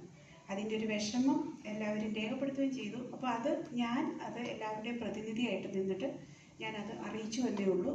അതിനെപ്പറ്റി ഇനി ഒരു ഡിസ്കഷൻ ഇവിടെ ആവശ്യമില്ല. അത് അവിടെ തീർന്നു. അതിനെപ്പറ്റി വേറൊരു രീതിയിലും വളച്ചൊടിക്കരുത് എന്നാണ് എൻ്റെ ഒരു എളിയ അഭ്യർത്ഥന. അതിനെ ഞാൻ ഇട്ട പോസ്റ്റിൽ എന്താണെന്നുള്ളത് വളരെ വ്യക്തമായിട്ട് എഴുതിയിട്ടുണ്ട്. അതിനപ്പുറത്തേക്ക് ദയവ് ചെയ്ത് ആരും ചിന്തിക്കേണ്ട. അല്ല, ഈ റീസെന്റ് സിനാരിയോയില് പവർ ഗ്രൂപ്പ് എന്നൊക്കെ പറയാൻ നേരത്ത് മലയാള പ്രേക്ഷകർ ഇങ്ങനെ നെട്ടുവോ? ആ സന്ദർഭത്തിലാണല്ലോ അത്തരത്തിലൊരു പരാമർശം നൽകിയത്. എന്ത് പരാമർശം? ഞാൻ വ്യക്തമായിട്ട് എഴുതിയിട്ടുണ്ടല്ലോ. അത് ഈ ആക്ച്വലി ഒരു മിനിറ്റ് അല്ല, ആക്ച്വലി അത് ഉദ്ദേശിച്ചത് എന്താ വെച്ചാല്, ഇപ്പൊ ഈ ഇറങ്ങുന്ന ഓണത്തിന് ഇറങ്ങുന്ന 6 സിനിമയുണ്ട്. ഈ 6 സിനിമയില് ഏറ്റവും പവർ ആയിട്ടുള്ളത് അവരാണ്. വലിയ പ്രൊഡക്ഷൻ കമ്പനി അല്ലെങ്കിൽ ഇപ്പോ യൂത്ത് ആയിട്ട് ഇപ്പൊ ഹിറ്റ് അടിച്ചിട്ട് നിൽക്കണ ഇത്. അപ്പൊ ഇവർ 3 ആള് ഫോക്കസ് ചെയ്തിട്ട് ഒരു കാര്യം ചെയ്യുമ്പോൾ അതിന് ഓട്ടോമാറ്റിക്കലി ഭയങ്കര റീച്ച് വരും. അപ്പൊ അതിന്റെ ഇടയിൽ ഞങ്ങളുടെ ചിത്രത്തിന്റെ പേര് പറയണമെന്ന് പോലും ഞങ്ങൾക്ക് പേര് പറഞ്ഞ സന്തോഷം, മറ്റ് ചിത്രങ്ങളൊന്നും കൂടി പറയായിരുന്നെങ്കിൽ അത് ഓക്കെ, അല്ലെങ്കിൽ ഓണ ചിത്രങ്ങൾ ഇത് മാത്രം എന്ന് ഓഡിയൻസിലേക്ക് അത് ശ്രദ്ധ വരും. കാരണം ഇത് കണ്ടിട്ട് എന്നെ 1-2 പിള്ളേർ വിളിച്ചിട്ട് നിങ്ങൾ റിലീസ് ഇല്ലേ എന്ന് ചോദിച്ചു. ഈ പടങ്ങൾ മാത്രമാണല്ലോ പറഞ്ഞുള്ളൂ. പിന്നെ എന്താ പറയാ, മെയിൻ സ്ട്രീമിൽ അല്ലെങ്കിൽ ലൈവായിട്ട് നിൽക്കുന്ന ഇവര് 3 പേരും കൂടിയിട്ട് ഒരു കാര്യം ചെയ്യുമ്പോൾ അതിന് കിട്ടുന്ന ഫോക്കസ് വേറെയാണ്. ഇപ്പൊ റഹ്മാൻ സാറിന്റെ അടുത്ത് ചോദിക്കുകയാണെങ്കിൽ റഹ്മാൻ സാറിനെയും കൂടി കൊളാബ് ചെയ്തിട്ട് അതിലൊരു വീഡിയോ ഇടാം, ബാക്കി ആക്ടേഴ്സിനെയും കൂടിയിട്ടൊക്കെ ആകുമ്പോൾ അതൊരു കൂട്ടായ്മയാവും. നമ്മൾ കൂട്ടായ്മയിലൂടെ ഒരു കാര്യം ചെയ്യുമ്പോൾ ഒന്നും കൂടി ശ്രദ്ധിക്കണം. ഞങ്ങൾക്ക് അതൊരു വിഷമമായി, ഞങ്ങളുടെ ഒരു വേദനയാണ്. ഒന്നാമത് പല സെന്റേഴ്സിൽ ഞങ്ങൾക്ക് ഷോസ് ഒക്കെ കുറവാണ്. അപ്പൊ അതിന്റെ ഇടയിൽ ഇങ്ങനെയും കൂടിയിട്ടൊക്കെ വരുമ്പോൾ നമ്മൾ ഒരുപാട് കഷ്ടപ്പെട്ട് എഫേർട്ട് എടുത്തിട്ടല്ല എല്ലാവരും സിനിമ ചെയ്യുന്നത്. അപ്പോ അങ്ങനെ ഒരു 3 പേര് ഒറ്റയ്ക്ക് 3 പേര് കൂടി ഒരു കാര്യം ചെയ്തപ്പോ അല്ലെങ്കിൽ ഞങ്ങൾ കൂടിയിട്ട് ഉൾപ്പെടുത്താമായിരുന്നു എന്ന് നമ്മുടെ ഒരു ആഗ്രഹം ഉണ്ടാവില്ലേ, ആ ഒരു ആഗ്രഹമാണ് ആ പോസ്റ്റ്. അത് ഈ പവർ ഗ്രൂപ്പ് എന്ന് ഉദ്ദേശിച്ചത് ഇങ്ങനെയൊക്കെയാണ്. ഈ പവർ ഗ്രൂപ്പ് എന്ന് പറഞ്ഞാൽ ഇവിടെ ആരും പവർ ഗ്രൂപ്പ് എന്ന് എഴുതിയിട്ട് കടയിട്ടിട്ട് ഇരിക്കണവരല്ല, അല്ലെങ്കിൽ ഇരിക്കണവരല്ല ഈ പവർ ഗ്രൂപ്പ്. ഈ പവർ ഗ്രൂപ്പ് എന്ന് പറഞ്ഞു കഴിഞ്ഞാൽ നമ്മൾ പോലും അറിയാതെ നമ്മൾ ചെയ്യണ പ്രവർത്തികൾ പറഞ്ഞ മറ്റുള്ളവർക്ക് പറഞ്ഞ ഒരു ദ്രോഹമാണത്. ദ്രോഹം എന്ന് വെച്ച് കഴിഞ്ഞാൽ ആ വീഡിയോ കാണുമ്പോൾ സ്വാഭാവികമായിട്ടും കുറെ ആളുകൾ തെറ്റിദ്ധരിക്കപ്പെടാം, ഈ 3 സിനിമകൾ മാത്രം ഓണത്തിനുള്ളത്. അപ്പൊ അത് ഒന്ന് ക്ലിയർ ചെയ്തു എന്ന് മാത്രമേ, എന്നെ ഞങ്ങളൊരു വേദന പറഞ്ഞു എന്ന് മാത്രം. ഇപ്പൊ ആസിഫ് ഒരു ഇന്റർവ്യൂല് പറഞ്ഞു അവരങ്ങനെ ഉദ്ദേശിച്ചിട്ടില്ല എന്ന് പറഞ്ഞപ്പോ ഞങ്ങൾക്ക് അത് ഓക്കെയാണ്. പക്ഷെ ഞങ്ങളുടെ ഒരു വിഷമം ആ നേരത്ത് ഞങ്ങളൊന്ന് എക്സ്പ്രസ് ചെയ്തു എന്ന് മാത്രം, അത്രേ ഉള്ളൂ. പല സെന്റേഴ്സിന് ഷോസ് കുറവാന്ന് പറയുന്നു. അപ്പൊ ഇതിനു മുമ്പും വലിയ ചിത്രങ്ങൾ വലിയ ബഡ്ജറ്റ് വരുമ്പോൾ പല സിനിമകൾ നല്ല കഥകളുള്ള നല്ല സിനിമകൾ കണ്ടത് അത് തീർച്ചയായിട്ടും അതാ ഞാൻ പറഞ്ഞത്. അപ്പൊ ഞാൻ പറഞ്ഞ പോയിന്റ് അതാ പറഞ്ഞത്. അതായത് ഈ വലിയ ചിത്രങ്ങൾ ഓൾറെഡി ഇവർ കോടിക്കണക്കിന് രൂപ പ്രൊമോഷന് മുടക്കുന്നുണ്ട്. അതിന്റെ കൂടെ ഇങ്ങനെ ഇവർ ഒന്നിച്ചിട്ട് ഒരു ഇത് ചെയ്യുമ്പോൾ മാസമായിട്ടുള്ള ഒരു പ്രൊമോഷൻ അവർക്ക് കിട്ടും. അതിന്റെ കൂടെ നമ്മുടെ പേര് പറഞ്ഞ മറ്റു ഓണ ചിത്രങ്ങളും കൂടി ഉണ്ട് എന്നെങ്കിലും മെൻഷൻ ചെയ്ത് കഴിഞ്ഞാൽ ആ ഒരു പ്രശ്നം അവിടെ വരില്ലായിരുന്നു. അപ്പൊ വലിയ ചിത്രങ്ങളുടെ ഇടയിൽ നമ്മൾ മറ്റേ കുഞ്ഞു പടങ്ങൾ സപ്പോർട്ട് ചെയ്യണമെങ്കിൽ അവർക്കും കിട്ടുന്ന ഒരു നല്ല കാര്യമാണല്ലോ അത്. കാരണം ഇപ്പൊ സെന്റേഴ്സ് കുറവാണെന്നുണ്ടെങ്കിൽ വലിയ പടങ്ങൾ ഓടുമ്പോൾ പല സിനിമ നമ്മൾ കണ്ടിട്ടുണ്ട്, അങ്ങനെ വാഷ് ടൈപ്പ് കണ്ടിട്ടുണ്ട്. അപ്പൊ അതിന് സാധ്യതയുണ്ടോ? അല്ല, എനിക്ക് പേടിയില്ല. പക്ഷെ നമ്മുടെ ഒപ്പം എന്താ പറയാ, നമ്മളിത് ഒരുപാട് ആഗ്രഹിച്ച ഒരു മാസീവ് ഇമ്പാക്ട് അല്ലെങ്കിൽ മാസീവ് തിയേറ്റർ ഒക്കെ കിട്ടണമെന്ന് ആഗ്രഹിച്ചിട്ട് കൂടിയിട്ടാണ് ഈ പടം ചെയ്തത്. അപ്പൊ അത്ര കിട്ടാത്തതിന്റെ ഒരു ചെറിയ വിഷമമുണ്ട്. ഇങ്ങനെ ഒരു പോസ്റ്റർ ഇന്ന് ഷെയർ ചെയ്യുമ്പോൾ അതൊരു പ്രൊമോഷണൽ ടൂളായിട്ട് ഉപയോഗിക്കുന്ന രീതിയിൽ കമന്റ്സിലൊക്കെ കാണുന്നുണ്ട്. അല്ല, കമന്റ്സിൽ ആളുകൾക്ക് എന്ത് വേണമെങ്കിലും പറയും. ഇപ്പൊ ഞാൻ വണ്ടി ഇടിച്ചിട്ട് ഇവിടെ കിടന്നാ പറയാം അത് മാർക്കറ്റിംഗ് ആണെന്ന് പറയും. അതാണ് ആളുകള്. നാളെ അവരുടെ പടം റിലീസാണ്, അതുകൊണ്ട് പുതിയ പബ്ലിസിറ്റി സ്റ്റാൻഡാന്ന് പറയുന്നത്. അതാണ് ജനം. ഇപ്പൊ ഞാൻ പറയട്ടെ, ഇവര് ഇപ്പൊ ടോവിനോ, ആസിഫ് അലി, പെപ്പെ, ഇവര് 3 ആൾ എന്റെ സിനിമയുടെ ഒന്ന് പേര് പറഞ്ഞേക്കാൻ ഞാൻ ആഗ്രഹിക്കില്ലേ?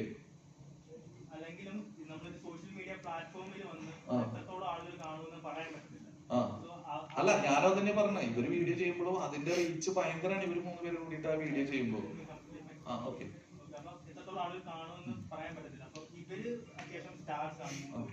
ഇവരോട് നേരിട്ട് ഈ സങ്കടം ആദ്യമേ അറിയിക്കാൻ ശ്രമിച്ചിരുന്നു, എന്നിട്ടാണോ ഈ പോസ്റ്റ് ഇട്ടത്, അതോ എങ്ങനെയാണ്? അല്ല, അവരാ വീഡിയോ അത് ഞങ്ങൾക്ക് അയച്ചു തന്നിട്ടില്ലല്ലോ. അപ്പൊ നമ്മൾ അതേപോലെ അവര് പബ്ലിക് ആയിട്ടാണ് ആ സാധനം പറഞ്ഞത്. അപ്പൊ ഞാൻ ഡൊമൈനി വന്നതിന് ശേഷമാണല്ലോ ഇത് പ്രതികരണം വരുന്നത്. അതെ, അതാ ഞാൻ പറഞ്ഞത്. നമ്മളൊരു കാര്യം നമ്മൾ കൂടുതൽ പവർഫുൾ ആവുമ്പോ നമ്മൾ ചെയ്യുന്ന പ്രവർത്തികൾ കൂടുതൽ ശ്രദ്ധിക്കുക. കാരണം അതിന് പറഞ്ഞ ഇമ്പാക്ട് കൂടുതലായിരിക്കും. നേരിട്ട് അറിയുന്ന ഒരാളെന്നല്ല എല്ലാവരും ഒരേ ഇൻഡസ്ട്രിയിൽ വർക്ക് ചെയ്യുന്നവരാണല്ലോ. അതന്നെ പറഞ്ഞത്. ഇപ്പൊ ഞാൻ പറയട്ടെ, ഞങ്ങളും ഈ ഇൻഡസ്ട്രിയിൽ തന്നെയല്ല, റഹ്മാൻ സാറിന്റെ ഇൻഡസ്ട്രിയില് ഇവർക്കൊക്കെ മുന്നത്തെ യൂത്തനായിരുന്നു റഹ്മാൻ സാറ് ഇല്ലേ? ഇപ്പൊ മമ്മൂക്കാടെയും ലാലേന്റെയും ഒരു പടമാണ് ഇറങ്ങണെന്ന് വിചാരിക്കും, ഇവരിത് ചെയ്യൂ? ഇപ്പൊ ബസൂക്കയും ബറോസും ഉണ്ട് ഓണത്തിന്, അങ്ങനെയാണെങ്കിൽ അവരതിനെ കൂടിയിട്ട് വിഷയമില്ലേ? എന്തായാലും മിണ്ടാത്ത ഇല്ലേ? അപ്പൊ തീർച്ചയായിട്ടും ഇത് എന്തോ ആയിക്കോട്ടെ, ഞങ്ങൾ അത് പ്രശ്നമൊന്നുമില്ല. പ്രശ്നം അവിടെ കഴിഞ്ഞു. അതിനെ പറ്റിയിട്ട് വേറെ ഒന്നും വേണ്ട. ഞങ്ങൾക്ക് ആ നേരത്ത് വന്ന ആ ഒരു വേദന ഞാൻ തീർച്ചയായിട്ടും നമ്മുടെ പേരൊന്നും അവർ പറഞ്ഞു കേൾക്കണം എന്ന് ഞാൻ ആഗ്രഹിച്ചു പോയി.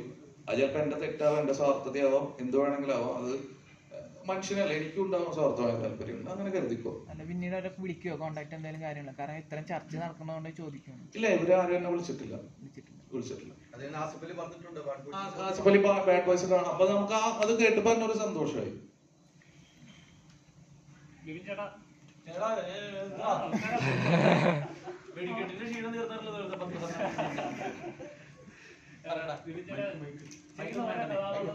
ഒരു യൂണിക്നെസ് ചെയ്യാനായിട്ട് എപ്പോഴും ശ്രമിക്കാറുണ്ട്.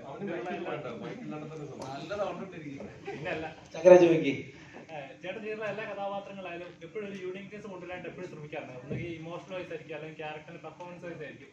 ഈ ഒരു വൈബ് എന്ന് പറയുന്നത് തന്നെ ഒരു എന്താ പറയാ, നമ്മുടെ ഒരു ഫ്രണ്ട്സിന്റെ ഒരു ഗ്യാങ് കൂടി, ഒരു അടിപൊളി ബാക്ക് ബെഞ്ച് ഗ്യാങ് കൂടുമ്പോൾ ഉണ്ടാകുന്ന ഫീലിംഗ് ഉണ്ടല്ലോ. ശരിക്കും ട്രെയിലർ കണ്ടപ്പോൾ ഞങ്ങൾക്ക് അങ്ങനെ ഫീൽ ചെയ്തു. ഇതിനു വേണ്ടി എത്ര പ്രിപ്പയർ ചെയ്തു ഈ കഥാപാത്രമാണ് ഇവരുടെ ഗ്യാങ്ങിൽ ഒന്ന് സെറ്റ് ആയി വരാൻ?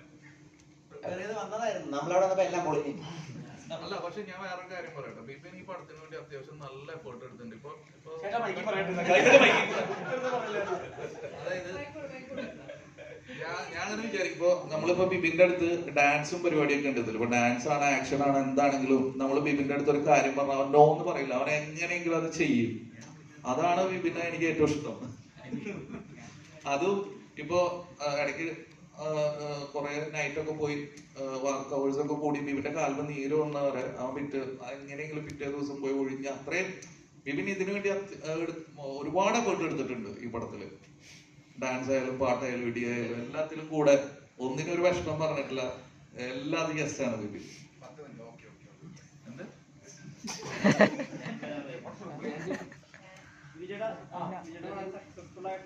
കോമഡി റൈറ്റർ കൂടിയാണല്ലോ.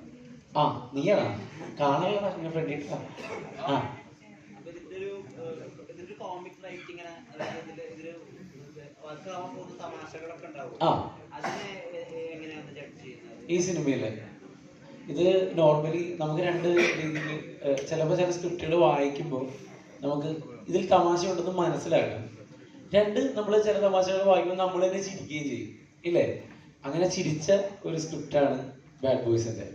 അതുകൊണ്ട് തന്നെയാണ് കമ്മിറ്റ് ചെയ്തതും. എന്താണ് ഇത്രയും തമാശ പടത്തിലില്ല കേട്ടോ, ഇപ്പൊ കണ്ടത്രയും.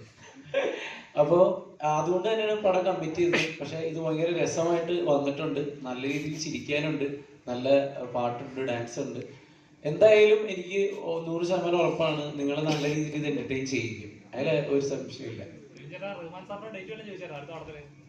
ഇല്ല, ഞാൻ അങ്ങോട്ട് ചോദിച്ചോണ്ടിരിക്കും എങ്ങനെയെങ്കിലും തമിഴിൽ പോകണം, ചെന്നൈ പോയിട്ട് രക്ഷപ്പെടണം. ഇതിലിപ്പോ 50ഓളം ആൾക്കാരുണ്ട് എന്ന് പറഞ്ഞു. അപ്പം ഈ ടീച്ചേട്ടനെ പോലെ ഭയങ്കര തിരക്കുള്ള ആൾക്കാരൊക്കെയാണ്. അപ്പൊ എങ്ങനെയാണ് ഈ മാനേജ് ചെയ്ത് ഈ ഇത്രയും? അല്ല, ഇതില് ടിനിച്ചേട്ടനായിരുന്നു ഒരു തിരക്കില്ലാത്ത. ഞങ്ങളുടെ ലൊക്കേഷനിൽ എന്നുള്ള ആളായിരുന്നു ടിനിച്ചേട്ടൻ. നമ്മുടെ കൂടെ വേറെ സംഭവം പറഞ്ഞതാണ്. അതായത് ഞാൻ ഈ ടിനിച്ചേട്ടനും പിന്നെ പിഷാരടിയും ഉണ്ട്. അപ്പൊ എനിക്ക് മനസ്സിലായി മമ്മൂക്ക് എന്തിനാ അവരെ കൊണ്ടു നടക്കണമെന്ന്. അതായത് ടൈം പോണത് അറിയില്ല. ഇവർ രണ്ടുപേരും ലൊക്കേഷനിലുണ്ട്, എന്തെങ്കിലും ഇങ്ങനെ പറഞ്ഞുകൊണ്ടിരിക്കും. ധ്യാൻ ചേട്ടനും ഉണ്ടല്ലോ ഇതിൽ ക്യാമിയോ റോളാണോ എന്താണ്? അല്ല, ധ്യാൻ ത്രൂ ഔട്ട് ക്യാരക്ടർ തന്നെയാണ് ധ്യാനം. ഇതില് ഓരോ സീനിൽ വരുന്നവർക്കും ഇമ്പാക്ട് ഉള്ള ക്യാരക്ടേഴ്സ് ആണ്. അത് നിങ്ങൾക്ക് പടം കാണുമ്പോൾ മനസ്സിലാവും. ഞാൻ ട്രെയിലറിൽ ഒരു പോലീസ് യൂണിഫോമിലാണ് വരുന്നത്, പക്ഷെ താടിയുണ്ട്. എന്താണ് അതിന്റെ? അത് ഞാൻ ഭയങ്കര രക്ഷിത് ഷെട്ടി ഫാനാണ്. അപ്പൊ ആ ഒരു റെഫറൻസ് വെച്ചിട്ട് ചെയ്തത്. അല്ല, പലരും കമന്റ് ചെയ്തിരുന്നത് എന്താണ് ശബരിമല അല്ല, അത് ഇവിടുത്തെ താൻ അന്വേഷിച്ചാൽ മതി. ഇവിടെ പോലീസുകാർക്ക് താടി വെക്കാം, പോലീസുകാർക്ക് താടി വെക്കാട്ടോ. അതൊക്കെ പണ്ടായിരുന്നു, താടി ഇല്ലാത്ത പോലീസ് ഷേവ് ചെയ്യണം അങ്ങനെ. അത് നമ്മള് നോർമൽ രീതികൾ പൊളിച്ചടക്കാന്നുള്ളതല്ല. ഈ വേറെ ഉണ്ട്, ബ്ലേഡ് അലർജിയുടെ റിപ്പോർട്ട് കൊടുക്കുന്നവർക്കും താടി വെക്കാം. Blade allergy. അപ്പൊ ധ്യാന്റെ ക്യാരക്ടറിൽ ബ്ലേഡ് അലർജി ഉള്ള ഒരാളാണ്. ഷേവ് ചെയ്യാൻ പറ്റൂല. ഡേറ്റ് ഇഷ്യൂ കാരണമാണ് താടി ഷേവ് ചെയ്യാത്ത. അല്ലല്ല, ഞാൻ ഫസ്റ്റ് തന്നെ പറഞ്ഞു. ഞാൻ ധ്യാന്റെ അടുത്ത് ഫസ്റ്റ് ഈ ക്യാരക്ടർ പോയിട്ട് പറഞ്ഞപ്പോ ധ്യാൻ ഫസ്റ്റ് പറഞ്ഞു അയ്യോ താടി. ഞാൻ താടി വേണം, അത് അടിപൊളിയാണ്. കാരണം ഇതിൽ എനിക്ക് രക്ഷിത് ഷെട്ടിനെ ഭയങ്കര ഇഷ്ടമാണ്. അപ്പൊ രക്ഷിത് ഷെട്ടിയുടെ ഒക്കെ പടം കണ്ടിട്ടില്ലേ, അവരൊക്കെ താടിയൊക്കെ വെച്ചിട്ടുള്ള പരിപാടി. പിന്നെ ഞാൻ ഇതിനെ പറ്റിയിട്ട് അന്വേഷിച്ചു, പോലീസ് ഡിപ്പാർട്ട്മെന്റിൽ വിളിച്ച് വെച്ചപ്പോ പറഞ്ഞു അലർജീസ് അങ്ങനെ സ്കിൻ ഡിസീസ് അങ്ങനെ ഇതൊക്കെ ഉണ്ടെങ്കിൽ നമുക്ക് താടി വെക്കാം, ഒരു പ്രശ്നമില്ല. ഇനി കേരളത്തിൽ ഇങ്ങനെ താടി വെച്ച പോലീസും വരട്ടെ. ബാലചേട്ടനെ കാണുമ്പോൾ ശരിക്കും അഭിനയിച്ചല്ല, ജീവിച്ചതും പോലെ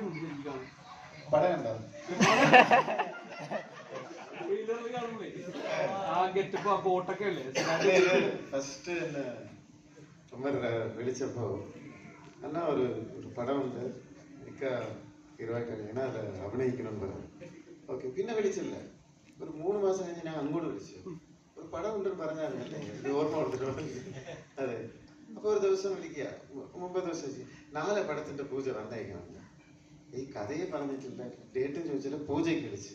അപ്പം ഞാൻ പൂജയ്ക്ക് പോയപ്പോൾ അറിയാണ്ട് ഞാൻ കോട്ട് ഇട്ടിട്ട് പോയി. അത് ഭയങ്കര ന്യൂസായിരുന്നു. അന്ന് എനിക്കറിയില്ല, ക്ലൈമാറ്റിക് കണ്ടീഷൻ വീട്ടിൽ നിന്ന് ഇറങ്ങുമ്പോൾ കുറച്ച് തണുപ്പായിരുന്നു. അപ്പോൾ കോട്ട് ഇട്ടു. അവിടെ ചെന്നപ്പോൾ ഭയങ്കര ചൂടായിരുന്നു. എല്ലാവരും എന്നെ കണ്ട് ചിരിച്ചുകൊണ്ടിരിക്കുക. പക്ഷേ നമ്മുടെ ഡയറക്ടർ ഒമർ മാത്രം വേറെ വിഷയമല്ല, ഇതാണ് കഥാപാത്രം.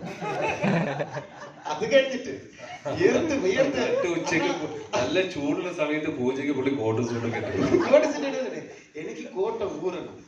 അപ്പൊ ഞാൻ ഊറാനെടുത്തൊക്കെ ഒമരെ നോക്കുമ്പോ ഇങ്ങനെ കളിച്ചോണ്ടിരിക്കുക. ശരി, അപ്പൊ പടത്ത് ഷൂട്ടിങ് വരുമ്പോ ഇപ്പൊ ക്യാരക്ടർ എന്താ ഒന്നുമില്ലടാ വന്നേക്ക്. ശരി, ഇത് ட்ரெஸ் ஒன்றும் அளவு ஒன்றும் எடுத்தில்ல. அண்ணா அந்த கோட் இட்டு, அந்த கோട്ട് വേറെ എന്താ ചെയിന്, മോതിരം, അങ്ങനെയൊക്കെയുള്ള എന്തൊക്കെ ഉണ്ടോ? ഇല്ല, എന്റെ കഥാപാത്രം നിങ്ങൾ തന്നെയാണ് നിങ്ങളുടെ കഥാപാത്രം. പുള്ളി വിചാരിച്ചത് ഇതിന്റെ ലോഞ്ച് 5 സ്റ്റാർ ഹോട്ടൽ സത്യം ഇൻഡോർ ഇറക്കി വെച്ചിട്ട് അതിനാ വന്നത്. ഭയങ്കര ബിൽഡപ്പാ വന്നിട്ട് ഞാൻ മാത്രം വിയർത്ത്. അത് പിന്നെ ലൊക്കേഷൻ എന്നപ്പോ കഥാപാത്രം പറഞ്ഞപ്പോ ഡയലോഗ്സിന് പറഞ്ഞു, അന്നം പറയുന്നത് പോലെ പറഞ്ഞു ഡയലോഗ്. ഇത് എന്തുകൊണ്ട് ഇത് പറയുന്നതെന്ന് വെച്ചാൽ തമിഴ് മിക്സ് ചെയ്ത് മലയാളത്തിൽ അങ്ങനെ സംസാരിച്ചിരിക്കുകയാണ് ക്യാരക്ടറെ. പക്ഷെ ഞാൻ ഡബിങ് പോയപ്പോഴാണ് മനസ്സിലാക്കിയത് ഭയങ്കര രസകരമായിട്ടുണ്ട്. ചെറിയ പോർഷനായാലും ഗസ്റ്റ് അപ്പിയറൻസ് ആയാലും ഒരു പടത്തിലെ ഫുട്ടേജ് അല്ല, നമ്മൾ എവിടെയാണ് നിൽക്കുന്നത്, ആ പടത്തിലെ ഏത് സ്ഥലത്താണ് നമ്മൾ നിൽക്കുന്നത്. അത് വെച്ച് നോക്കുമ്പോൾ എൻ്റെതായിട്ട് ഒരു കഥാപാത്രത്തിൽ കൊണ്ടുവന്ന് അതൊക്കെ ഒരു എന്താ പറയുക, ഒരു ഫ്രീഡം കൊടുത്ത് നിങ്ങൾ പറയുന്ന രീതിയിൽ പറഞ്ഞു എന്ന് പറഞ്ഞ് അങ്ങനെ അഭിനയിച്ച ഒരു ക്യാരക്ടറാണ്. നന്നായി വന്നിട്ട്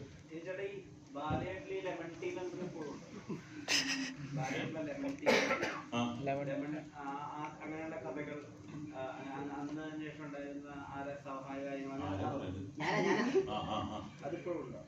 ഈ ബാഡ് ബോയ്സിന് ശേഷം അങ്ങനത്തെ കഥകൾ വരുമോ? ഇതിലോ പുതിയ കഥകളുണ്ടോ? ഇല്ലില്ല, ഞാൻ അത് ഇനി ഒരു പടം പ്രൊഡ്യൂസ് ചെയ്യാൻ പോകുന്നുണ്ട്. അപ്പൊ ഈ അടുത്ത പടത്തിൽ നമ്മൾ വേണമെന്നുണ്ടെങ്കിൽ ഇതുള്ള കഥകൾ പറയാൻ പാടില്ല എന്നുള്ളൊരു എഗ്രിമെന്റ് ഉണ്ട്. അതുകൊണ്ട് പുതിയ കഥകളൊന്നുമില്ല. പക്ഷെ ഞാൻ പറഞ്ഞല്ലോ, ഇതൊരു ബെൽറ്റ് ആയിരിക്കും, അബാം ബെൽറ്റ് ആയിരിക്കും. ആ ഒരു ഡയലോഗ് കാരണം പുള്ളി അതിന് മുമ്പുള്ള ടിനിറ്റാണ്, ഫ്യൂ മൊമെന്റ്സ് ലേറ്ററിന് അതിന് ശേഷമുള്ള ടിനിറ്റാണ് ലൈഫിൽ. പുള്ളി പുതിയ വീട് വെച്ച് വേറെ സ്റ്റേറ്റിലെ ചിന്ന വീടൊക്കെ വെച്ചിരിക്കുന്നു. അതൊക്കെ ഒരു കമ്മിറ്റി നടന്നുകൊണ്ടിരിക്കുന്നു. മസ്താങ് കാർ മേടിച്ച് കുറേ ഇമ്പ്രൂവ്മെന്റ് ആയി. എനിക്ക് ഒന്നും കിട്ടിയില്ല. പുള്ളി പുതിയ തോക്ക് മേടിച്ചത്, അത് തന്നെ പുതിയ തോക്ക് മേടിച്ചിട്ടുണ്ട്.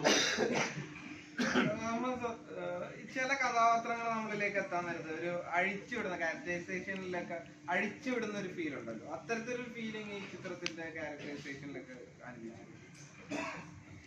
തീർച്ചയായിട്ടും ഉണ്ടായിരുന്നു. കാരണം വെച്ചാൽ ഇതൊരു ഞാൻ പറഞ്ഞ ക്യാരക്ടേഴ്സ് മൊത്തം ഈ കഥയിൽ എല്ലാവരും എന്തെങ്കിലും ബോഡി ലാംഗ്വേജിലോ സംസാരത്തിലോ രൂപത്തിലോ എന്തെങ്കിലുമൊക്കെ ഒരു ഹ്യൂമർ സൃഷ്ടിക്കാൻ ഉള്ളൊരു ശ്രമത്തിലാണ്.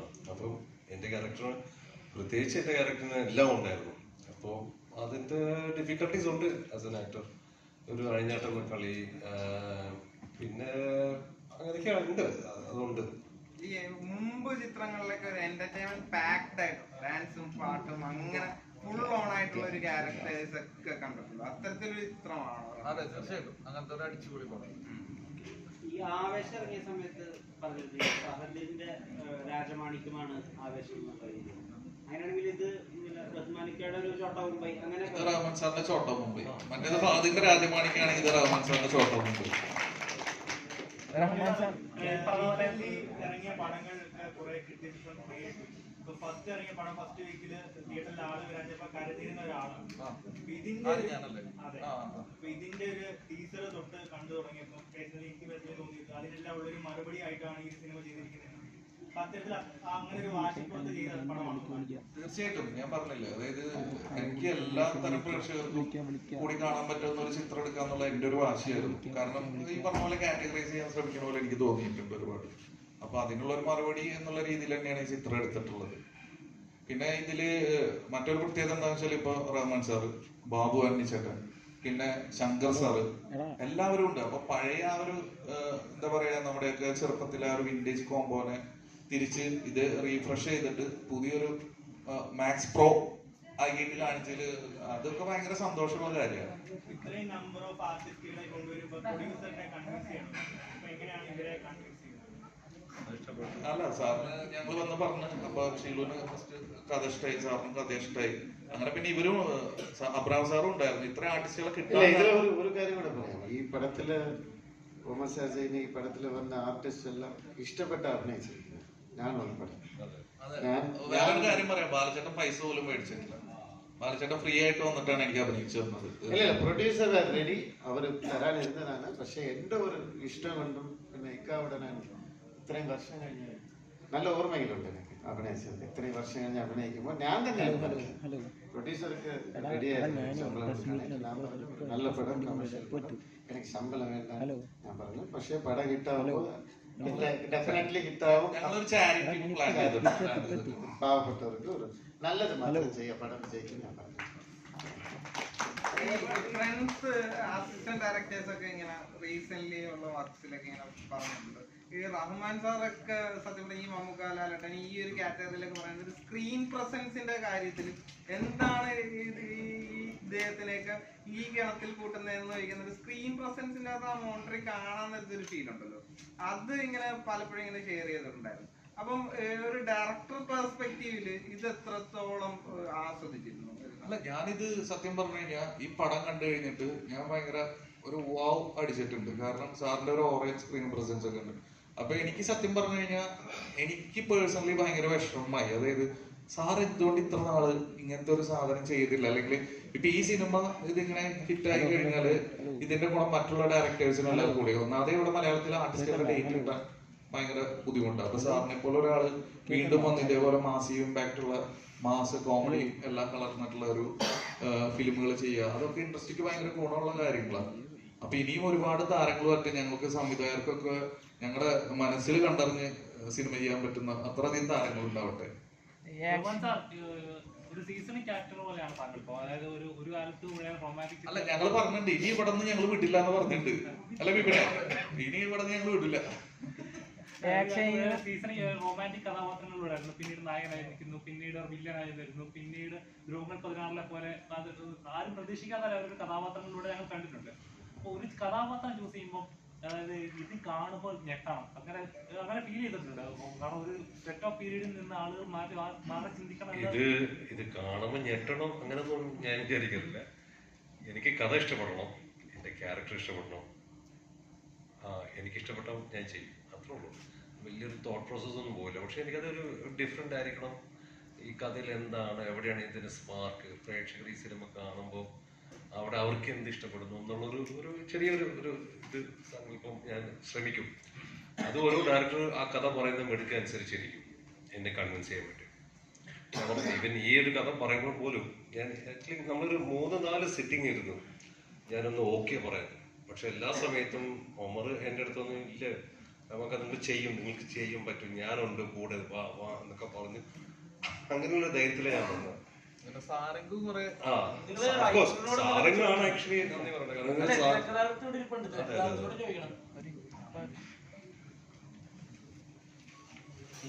ഇത്തരം താരങ്ങളെ വെച്ച് ചെയ്യുമ്പോൾ തന്നെ എല്ലാവരും ഓരോരോ ഫീൽഡ് നല്ല രീതിയിൽ കഥാപാത്രങ്ങൾ പ്രേക്ഷകരുടെ പതിപ്പിച്ച ഓരോ വ്യക്തികളാണ്.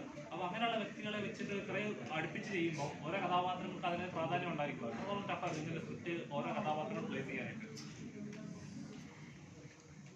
അതായത് ഓരോ ക്യാരക്ടേഴ്സിനും ഇപ്പോൾ ഒരു സീനിൽ വന്നു പോകുന്ന ക്യാരക്ടർ ആണെങ്കിൽ കൂടെ ഈക്വൽ ഇമ്പോർട്ടൻസ് എന്ന് പറയുന്നില്ല, പക്ഷെ എല്ലാവർക്കും ഒരു ഇമ്പോർട്ടൻസും കൃത്യമായ സ്പേസും കൊടുക്കാൻ ഭയങ്കര ശ്രദ്ധിച്ച് തന്നെയാണ്, അത് എഴുത്തിൽ ശ്രദ്ധിച്ചിട്ട് തന്നെയാണ് ചെയ്തത്. പിന്നെ കാസ്റ്റിങ്ങിലോട്ട് വന്നപ്പോഴാണ് ഇപ്പൊ ചില ആൾക്കാരൊക്കെ ജസ്റ്റ് ക്യാരക്ടേഴ്സ് ആണെങ്കിൽ പിന്നീട് കാസ്റ്റിങ്ങിലോട്ട് വന്നപ്പോൾ ഒരു വലിയ പ്രൊഡക്ഷൻ വന്നുകൊണ്ടാണ് അങ്ങ് ഇത്രയും വലിയ ഒരു 75 ആർട്ടിസ്റ്റുകളുള്ള ഒരു കാസ്റ്റിങ്ങിലോട്ട് പോയത്. പിന്നെ പറയാനുള്ളത്, നാളെ പടം റിലീസാണ്, നാളെ എൻ്റെ ബർത്ത്ഡേ ആണ്. അപ്പോൾ ഒരു ബർത്ത്ഡേ ഗിഫ്റ്റ് പോലെ പടം എല്ലാവരും ഹിറ്റാക്കി തരണം. റഹ്മാൻ സാറ് കൈ കിടക്കുന്ന വാച്ച് എനിക്ക് ഗിഫ്റ്റായിട്ട് തരാമെന്ന് പറഞ്ഞിട്ടുണ്ട്. അതുപോലെ പടം എല്ലാവരും ഹിറ്റാക്കി ഒരു ഗിഫ്റ്റ് പോലെ എനിക്ക് തരണം. Thank you sir, thank you. ബാലയുടെ വാച്ച് നോക്കടാ. ഇതാണ് ഗിഫ്റ്റ്. റോമൻ സാർ വാച്ച് ഇട്ടിട്ടില്ല. ഈ ആക്ഷൻ ഹീറോ ബാബു ആന്റണി സാറും എവർഗ്രീൻ സ്റ്റാർ റഹ്മാൻ സാറും ഒന്നിക്കുന്ന ഒരു റൊമാൻറ്റിക് സീനൊക്കെ തിയേറ്ററിൽ കാണാൻ പറ്റും. ഒരു തീർച്ചയായിട്ടും അങ്ങനെ ഉള്ള കുറെ മൊമെന്റ്സ് ഉണ്ട് പടത്തില്. തിയേറ്റർ പൂരപ്പറമ്പാക്കാനുള്ള തിയേറ്റർ പൂരത്തിനുള്ള ജനം വന്നാൽ തീർച്ചയായിട്ടും അത് പൂരപ്പറമ്പാവും. ഇവര് മുമ്പ് ചെയ്തു വെച്ചിട്ടുള്ള ക്യാരക്ടേഴ്സ് ഉണ്ടല്ലോ, അതിനെ റീവിസിറ്റിംഗും കൂടെ ചെയ്യുന്നുണ്ടോ അതോ പുതിയതായിട്ടുള്ള ഒരു ഫ്രഷ്? ഇല്ല, ബാബുണ്ണി ചേട്ടന്റെ ക്യാരക്ടർ പിന്നെയും പുള്ളി പണ്ട് ചെയ്തു വെച്ച മറ്റേ ഒരു ക്യാരക്ടറിന്റെ ഒക്കെ ഒരു ഫ്ലേവർ ഉണ്ട്. പക്ഷെ റഹ്മാൻ സാറ് ഇതില് വന്നിട്ടുള്ള, അതായത് പണ്ട് റഹ്മാൻ സാറ് റൊമാൻറ്റിക് ഹീറോ ആയിരുന്നു.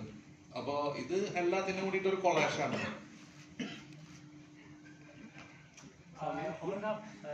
എപ്പോഴും പുതിയ പരീക്ഷണങ്ങൾ ശ്രമിക്കുന്ന ഒരാളാണ്.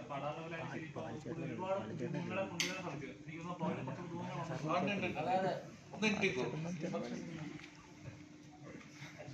എങ്ങനെയുണ്ടായിരുന്നു ഇത്രയും വലിയ എക്സ്പീരിയൻസ് ഉള്ള ആക്ടേഴ്സിന് അഭിനയിച്ചുള്ള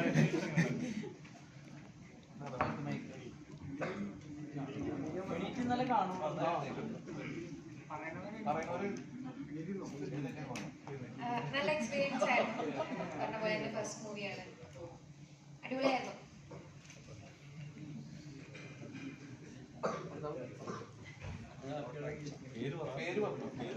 ഹായ്, എന്റെ പേര് ഷഹാനാണ്.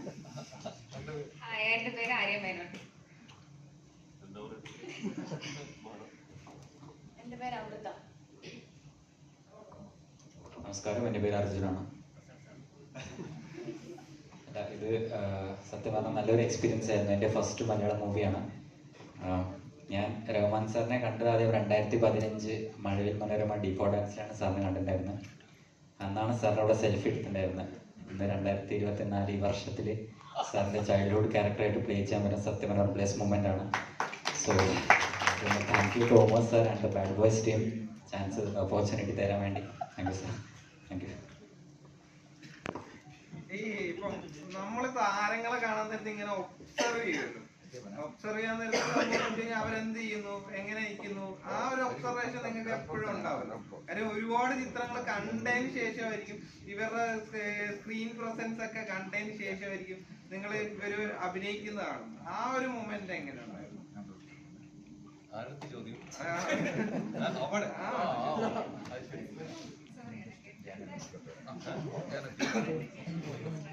കേട്ടില്ല. പിന്നെ അതായത് നമ്മൾ ഒരുപാട് നാള് ഇവരൊക്കെ ഈ താരങ്ങളുമായിട്ട് അഭിനയിക്കാൻ നേരത്തെ ഇവരുടെ സ്ക്രീൻ പ്രസൻസ് ഒക്കെ കണ്ട് ഒരു വാവ് മൂവ്മെന്റ് ഒക്കെ ചെയ്തതിന് ശേഷമായിരിക്കുമല്ലോ നമ്മള് ഇവര് പെർഫോം ചെയ്യുന്ന ലൈവായിട്ട് കാണുക. അതോടൊപ്പം തന്നെ ഇവര് സെറ്റിലിരിക്കുന്നു, എന്ത് ചെയ്യുന്നു, എന്ത് കഴിക്കുന്നു, എങ്ങോട്ട് നോക്കുന്നു എന്നൊക്കെ ഒരു ഇതുണ്ടാവല്ലോ. നമ്മളിപ്പം ഈ പറഞ്ഞിട്ടുള്ള റഹ്മാൻ സാറിനെ ആണെങ്കിലും മമ്മൂക്കാനെയൊക്കെ കാണാൻ നേരത്ത് നമ്മുടെ കണ്ണ് അവരിലേക്കായിരിക്കും. അപ്പൊ അങ്ങനത്തെ ഒരു എക്സ്പീരിയൻസ് ഒക്കെ എങ്ങനെ ഉണ്ടായിരിക്കും?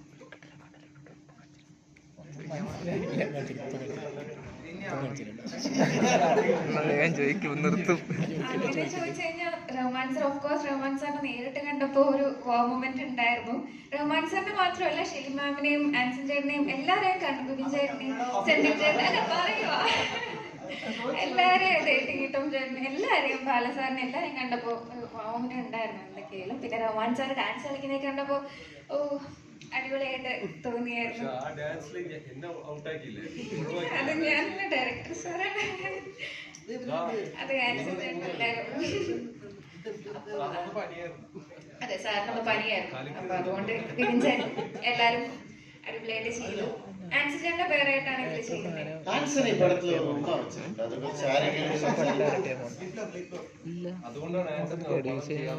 ഞാൻ പബ്ലിക്കലി കുടുംബക്കാരുടെ മുമ്പിൽ വെച്ച് ഉമ്മ വെച്ചാണ്. അപ്പൊ അതുകൊണ്ട് ഐ തിങ്ക് ഇറ്റ്സ് അപ്രൂവ്ഡ് അല്ലേ? ഉമ്മ വെക്കാം അല്ലേ? അല്ലേ? ഒന്നും പറയുന്നില്ല.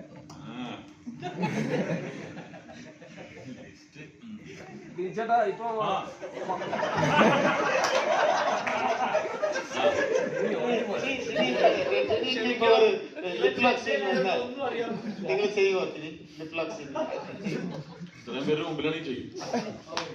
തിരിച്ചേട്ടാ ഇപ്പൊ മമ്മൂക്കിന്റെ കൂടെ ഒന്നും കാണാറില്ല. ഇപ്പൊ പിഷാരടിയാണ് കൂടുതൽ സമയം ഉണ്ടാവാറ്. തിരക്കൊണ്ടാണോ അതോ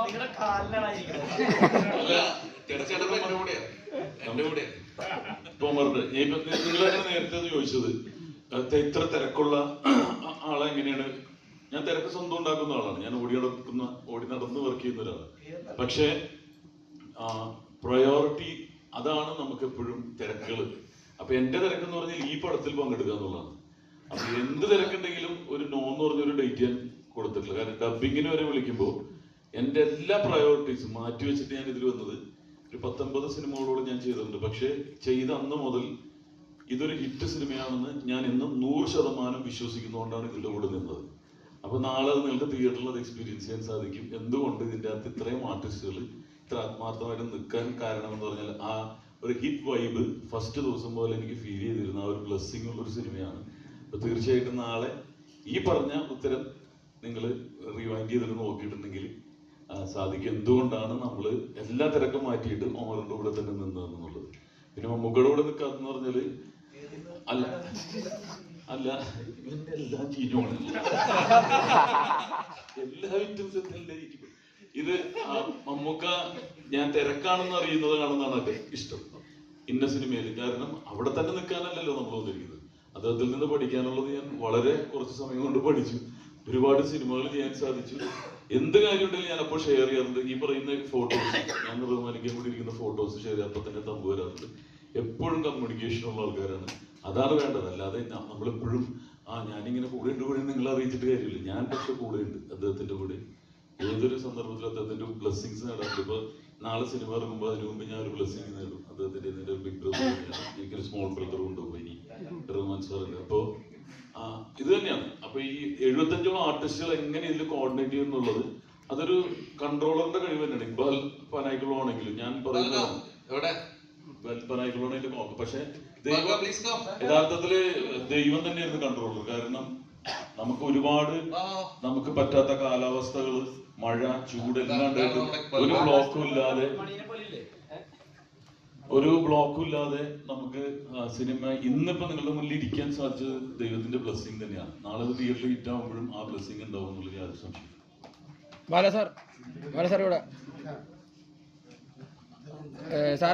സാറിന് ഈ വാച്ചിന്റെ ബ്രാൻഡ് എന്ന് പറയാമോ, പേരെന്ന് ഈ പടത്തിനും യാതൊരു മന്ദില്ലാതെ വെച്ചു. അല്ല സാറേ, അതെ നാളെ എന്റെ ബർത്ത്ഡേ, അപ്പൊ എനിക്ക് ആ വാച്ച് ഗിഫ്റ്റ് ആയിട്ട് തരാൻ പറ്റുമോ?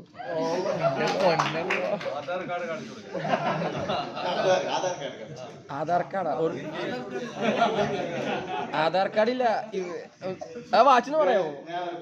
ഒരു കാര്യം പറയാം. നാളെ ഈ പടം ഇറങ്ങട്ടെ. എന്തോ പറഞ്ഞു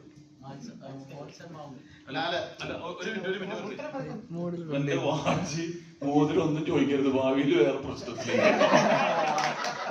ആ പേര് ഞാൻ പറയാം, ജോൺസൺ ആൻസർ അതുമായിട്ട് സാമ്യം. ഈ പ്രസ് മീറ്റിനിടയ്ക്ക് ഇവരൊരു മീറ്റിംഗ് വെച്ച് എനിക്ക് വേണ്ടി മാത്രമേ സംസാരിച്ചു. പറയില്ല. എന്താ വെച്ചാൽ ഈ പടം ഒന്ന് ഇറങ്ങട്ടെ. ഈ പടം ഇറങ്ങി കഴിഞ്ഞാൽ ഇതിൽ അഭിനയിച്ച എല്ലാ ആർട്ടിസ്റ്റുക്കും നല്ല ഒരു മാർക്കറ്റ് വരും. നല്ല പടങ്ങൾ, കുറെ പടങ്ങൾ വരട്ടെ. എല്ലാവരും ഇതുപോലെ വാച്ച് ചെയ്തിട്ടെ. എനിക്ക് കുറെ ബർത്ത്ഡേ വരട്ടെ. ഇത് കയ്യിലേന്ത് പിടിങ്ങി ആഘോഷം. വാച്ച് തരില്ലെന്ന് പറഞ്ഞില്ല. വാച്ച് തരില്ലെന്ന് പറഞ്ഞില്ല. പേരെന്താ? നിന്റെ പേര്? എന്റെ പേര് വിഘ്നേഷ്. വിഘ്നേഷ്, നിന്റെ ചാനൽ ഏതാ? SC media. ശരി, വീട്ടിലേക്ക് വരണം തരാം കേട്ടോ. തരുൺ പറഞ്ഞാൽ തന്നിരിക്കും. ഉറപ്പാണോ? ഉറപ്പ്. വേറെ വാച്ച് ഞാൻ വരും. നീ നാളെ എന്റെ ഒരു റിക്വസ്റ്റ് എന്റെ ഒരു റിക്വസ്റ്റ് ആണ്. ഇത്രയും ദിവസത്തിൽ ഈ പടയെടുത്താലും ഇത്രയും ആക്ടേഴ്സ് വെച്ചിട്ട് നമ്മുടെ ഇക്ക ഉൾപ്പെടെ ഒരു പുതിയ ഗെറ്റപ്പില് അത്രയും ഒരു ഹാർഡ് വർക്കിലാണ് ഈ പടം നാളെ ഇറങ്ങുന്നത്. മനസ്സുകൊണ്ട് നിങ്ങളടുത്ത് ഞാൻ ഒരു കാര്യം പറയാം. പടം ഇഷ്ടപ്പെട്ടാൽ ഇതൊന്ന് ഹിറ്റാക്കി തരുമോ പ്ലീസ്?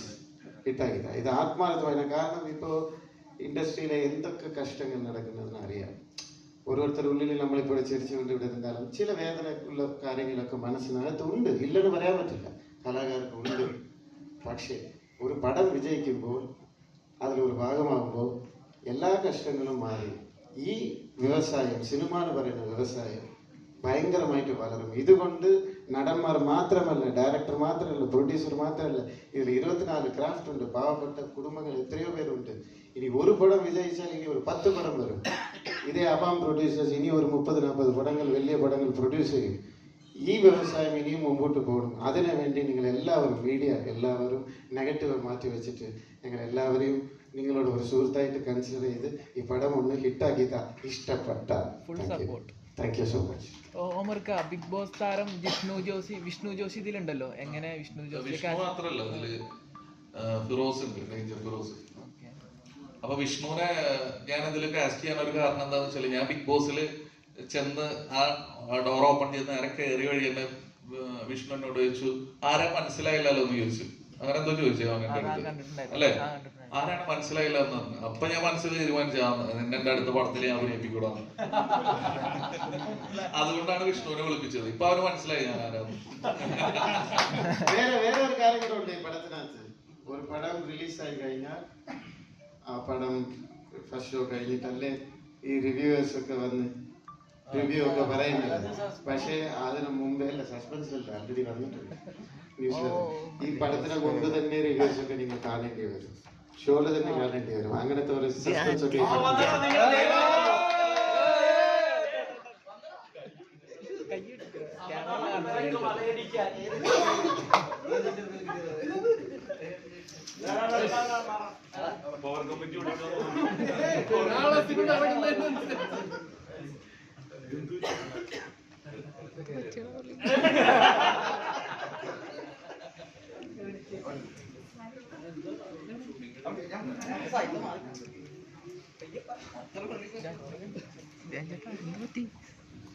ബോൺ ആർട്ടിസ്റ്റ് ആണ്, അതാണ് ബോൺ ഓടിച്ചിട്ട്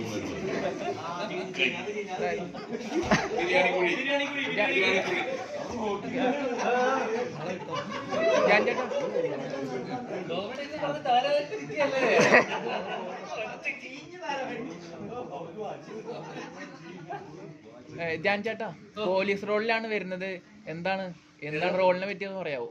പോലീസ് റോളിലാണ് ബാഡ് ബോയ്സിൽ വരുന്നത്. അബാമിന്റെ പടം കഥയൊന്നും അറിയില്ല,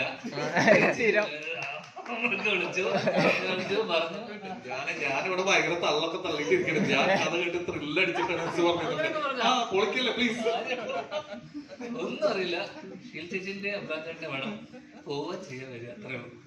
4 ദിവസം അഭിനയിച്ചു, ഫുൾ പടത്തിൽ സെക്കൻഡ് ഹാഫ് ഉണ്ടെന്ന് പറഞ്ഞു. അപ്പൊ മനസ്സിലല്ലേ അമർലല്ലോ ഒരു ദിവസം എത്ര മിനിറ്റ് മുട്ടയും ചൂട്ടിയതാണ്.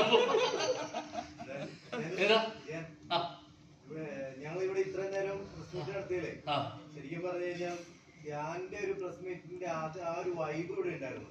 അതിന് പ്രത്യേക വല്ല കോഴ്സ് വർക്ക് കൊടുത്തിരുന്നു. അതായത് പണം എടുക്കുന്നതിന് മുമ്പ് ഇന്റർവ്യൂലെല്ലാം നിങ്ങൾ ഇങ്ങനെ ചെയ്യണം. റഹ്മാനിക്ക് കാണുന്ന വരുന്നതായിരുന്നില്ല സെറ്റില്. റഹ്മാനിക്ക് എങ്ങനെയായിരുന്നു ഇവനെ താഴോട്ട് ഇറക്കി ഇറക്കി ഇറക്കി ഇറക്കി ആദ്യം ICSE CBSE ആയിരുന്നു.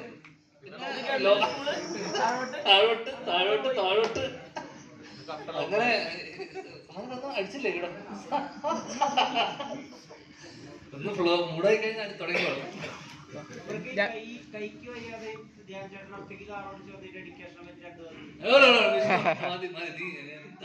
അല്ല ഈ 4 ദിവസം ഞാൻ വന്നിട്ടുള്ളൂ, പക്ഷെ പടത്തില് ഇമ്പാക്ട് ടോട്ടൽ സെക്കൻഡ് ഹാഫ് ആദ്യം ഞാൻ തന്നെ ഞെട്ടിപ്പോയി. ഞാൻ ഡബ് ചെയ്യാൻ വന്നിട്ട്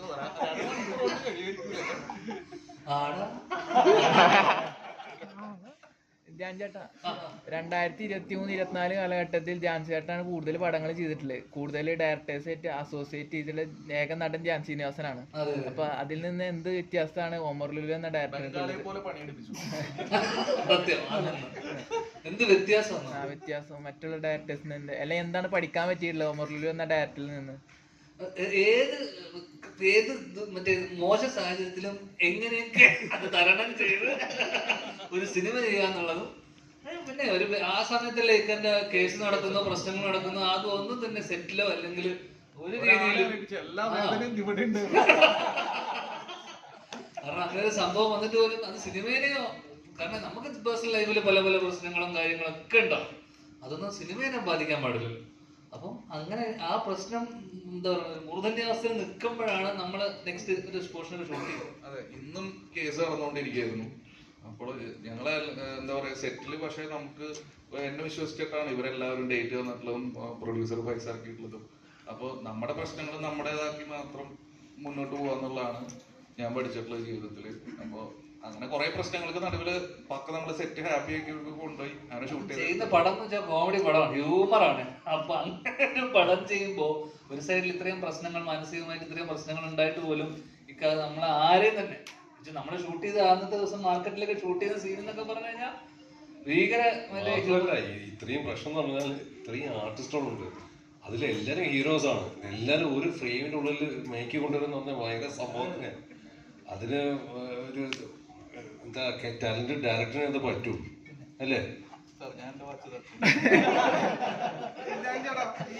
പല ലെജൻഡറി ആയിട്ടുള്ള ആക്ടേഴ്സും പറഞ്ഞ് ഷെയർ ചെയ്തിട്ടുള്ള സംഗതി വെച്ചാൽ നമ്മുടെ കൂടെ വർക്ക് ചെയ്യുന്ന ഒരു കോമ്പിനേഷൻ സീൻസിലൊക്കെ കൂടെ വർക്ക് ചെയ്യുന്ന ആക്ടേഴ്സ് എത്രത്തോളം ഭംഗിയായിട്ട് അഭിനയിക്കും, അതോടൊപ്പം നമ്മുടെ പെർഫോമൻസും അപ്ലിഫ്റ്റ് ചെയ്യും എന്ന തരത്തിലൊക്കെ പറഞ്ഞിട്ടുണ്ട്. ഇപ്പൊ റഹ്മാൻ സാറാണ്, ബാബൻ ചേട്ടനൊക്കെ ആണെങ്കിലും വേറെ ടെറൈനിൽ ഇരിക്കുന്ന ആക്ടേഴ്സ് ആണല്ലോ. അല്ല, വിന്റേജ് മുതല് ഓൾഡ് സ്കൂൾ മുതല് ഇപ്പം ഏറ്റവും അപ്ഡേറ്റഡ് ആയിട്ട് അപ്പം മനസ്സിലായി. അപ്പം അവരുമായിട്ട് പെർഫോം ചെയ്യാൻ നേരത്തുള്ള ഒരു ഇത് എങ്ങനെയുണ്ടായിരുന്നു? എടാ, പക്ഷെ എന്റെ ഒരു എക്സ്പീരിയൻസ് കഴിഞ്ഞ കുറച്ച് കാലയളവിലുള്ള എന്റെ എക്സ്പീരിയൻസ് റഹ്മാനിക്കൊക്കെ ഇല്ലല്ലോ. അല്ല, അങ്ങനെയല്ല ഞാൻ പറഞ്ഞ, നമ്മള് ഓപ്പോസിറ്റ് ഇവരോട് നിൽക്കുന്നത് തന്നെ നമ്മുടെ ഒരു ഭാഗ്യമായിട്ടാണ് നമ്മൾ കാണുന്നത്. തീർച്ചയായിട്ടും. കാരണം നമ്മൾ ചെറുപ്പത്തിലൊക്കെ കണ്ട് എന്താ പറയുക, നമ്മുടെ മനസ്സിലൊക്കെ തങ്ങി നിന്ന ഒരു മുഖമാണ് റഹ്മാനിക്കയുടെ. ഇന്നത്തെ എന്താ പറയുക, റൊമാൻറ്റിക് ഹീറോ ആണല്ലോ. അപ്പൊ ഇക്കേന്റെ ഓപ്പോസിറ്റ് നമ്മൾ നിൽക്കുന്ന സമയം നമ്മൾ നന്നാക്കണം, അല്ലെങ്കിൽ നമ്മൾ നന്നായി ചെയ്യണം, നമ്മൾ കാരണം ആ സീൻ കൊളാവാൻ പാടില്ല എന്നുള്ള ടെൻഷനായിരുന്നു ഫസ്റ്റ്. എനിക്ക് തോന്നുന്നു എനിക്ക് ഭവനോട് കോമ്പിനേഷൻ ഇല്ല, എനിക്ക് ഇക്കയുടെ കൂടെയും ഇക്കന്റെ ഗ്യാങ് ബാഡ് ബോയ്സിന്റെ കൂടെയാണ് എന്റെ കോമ്പിനേഷൻ മൊത്തം.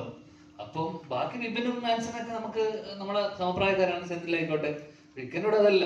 അപ്പൊ നമ്മൾ തെറ്റിക്കരുത്, നമ്മളത് കറക്റ്റായിട്ട് കൊണ്ടുപോകണം. പക്ഷെ ഭാഗ്യത്തിന് അന്ന് ഞാൻ വന്ന ദിവസം ഇക്ക കുറെ തവണ തെറ്റിച്ചു, ഒരു വാക്കിൽ ഉടക്കി പോയി. കുന്നംകുളം ഇക്കൊക്കെ ഒരു വാക്ക്, ആ പേരൊക്കെ കിട്ടിയില്ല കറക്റ്റ്. അത് ഏതോ ഒരു കുന്നംകുളത്തിന് പകരം എന്തോ ഇക്ക അവിടെ ഉടക്കി, കുന്നമംഗലോ. അപ്പൊ എനിക്കൊരു ധൈര്യം വന്നു. അപ്പൊ നമുക്ക് സ്വാഭാവികമായിട്ടും ഇത്തരം നമ്മള് ഇതുപോലെ ലെജൻസിന്റെ കൂടെ വർക്ക് ചെയ്യുമ്പോൾ നമുക്ക് കിട്ടുന്ന ഒരു എനർജി വേറെ തന്നെയാണ്. അപ്പൊ നമ്മള് എന്താ പറയണ്ട, ആ സീൻ എത്രത്തോളം നമ്മള് കാരണം എന്താ പറയണ്ട മോശമാകാൻ പാടില്ല. പിന്നെ ഇവരുടെ ഒരു എക്സ്പീരിയൻസ് എന്നൊക്കെ പറയുന്നത് ഭീകരമാണല്ലോ. അപ്പൊ ആ രീതിയിൽ നമ്മൾ ഭയങ്കര എൻജോയ് ചെയ്ത് നമ്മുടെ കോമ്പിനേഷൻ സീനൊക്കെ തന്നെ നമ്മൾ ഭയങ്കര ആസ്വദിച്ച് ചെയ്തിട്ടുള്ള ആ സിനിമയിൽ തന്നെയുള്ള ഏറ്റവും രസകരമായി എനിക്ക്. കാരണം ഇവർക്ക് ഒരുപാട് വേറെയും കുറെ പരിപാടികൾ ഉണ്ടായിരുന്നു. എന്നെ സംബന്ധിച്ചിടത്തോളം പേഴ്സണലായിട്ട് എനിക്ക് ഭയങ്കര ഇൻട്രസ്റ്റിംഗ് ആയിട്ടുള്ള സീനുകളും എല്ലാം ഭയങ്കര ഇമ്പാക്റ്റ് ഉള്ള സീനുകളായിരുന്നു. ഞാൻ വന്ന് പോയിരുന്ന സീനുകളൊക്കെ ഭയങ്കര ആസ്വദിച്ച് ചെയ്തതാണ്. ഞാൻ ചേട്ടാ, ഇതിനകത്ത് പോലീസ് സ്റ്റേഷനിൽ താടി വെച്ചതിനെ പറ്റി ഇപ്പൊ നമ്മൾ സംസാരിച്ചായിരുന്നു. അപ്പം ബ്ലേഡ് അലർജി ഉള്ള ആളായ കൊണ്ടാണ് താടി വേറെ പടത്തിൽ ചെയ്തത് കൊണ്ട് അങ്ങനെ നിർബന്ധമാണ്. ചേട്ടൻ നിർബന്ധിച്ചാൽ അങ്ങനെ തന്നെ വെച്ചാൽ മതി എന്ന് തോന്നി. അല്ല, ഞാൻ പറഞ്ഞില്ലേ, ഞാൻ ധ്യാന്റെ അടുത്ത് ചെന്ന വഴിക്കാണ് ഞാൻ പറഞ്ഞിരുന്നു താടി. അപ്പൊ ഞാൻ പറഞ്ഞത് ഇത് കുഴപ്പമില്ല, എനിക്ക് രക്ഷിച്ചെട്ടിയാണ് എന്റെ മനസ്സിൽ. ടിനിയൊക്കെ പറഞ്ഞേ, ഒരു പവർ ഗ്രൂപ്പിന്റെ ഒരു ചർച്ച നടക്കുന്നുണ്ടോ? ഒരു ബെൽറ്റ് ഗ്രൂപ്പ് ആയി എന്നാ പറയുന്നത്. അബാബിന്റെ കൂടെ ഒരു ബെൽറ്റ് ഗ്രൂപ്പ്, പവർ ഗ്രൂപ്പും ബെൽറ്റ് ഗ്രൂപ്പും ചേച്ചിയാ ശരിക്കും പവർ ഗ്രൂപ്പ്. ഇത്രയും ആർട്ടിസ്റ്റിനെ കൊണ്ട് ഇത്രയും ആർട്ടിസ്റ്റുകൾ വരാൻ അതുകൊണ്ട് അടുത്ത കാലത്ത് 2020 മിനി 2020 അങ്ങനെ നോക്കും അല്ലേ. ഇനി ഇവിടെ വരാത്ത ഒരുപാട് പേരുണ്ട്. അജു, സൈജു ഏട്ടൻ, രമേശ് ഏട്ടൻ. അപ്പൊ ഇതൊരു 2020 എനിക്ക് തോന്നുന്നു ബാബൻ ചേട്ടൻ. ഇത് ആ 2020 ശേഷമുള്ള ഒരു അതർ 2020 ആണ്. അപ്പൊ ഇതിനേക്കാളും വലിയ ഗ്രൂപ്പ് ഒന്നും പറയില്ല എന്നെ സംബന്ധിച്ച്. എന്നോട് ചോദിച്ചാൽ ഇതാണ് ഏറ്റവും വലിയ പവർ ഗ്രൂപ്പ്. കാണ് പവർ ഗ്രൂപ്പ് ഞാനാണ്, ഞാൻ നയിക്കുന്ന പവർ ഗ്രൂപ്പ് ആണല്ലോ പറഞ്ഞു. ഞാൻ പറഞ്ഞത് അങ്ങനെയല്ല. ഞാൻ പറഞ്ഞതെന്ന് വെച്ച് കഴിഞ്ഞാൽ ഇപ്പൊ കഴിഞ്ഞ കുറച്ച് വർഷമായിട്ട് ഏറ്റവും കൂടുതൽ സിനിമ ചെയ്യുന്ന എണ്ണം നോക്കുമ്പോ ഏറ്റവും കൂടുതൽ സിനിമ ചെയ്യുന്ന ഞാനാണ്.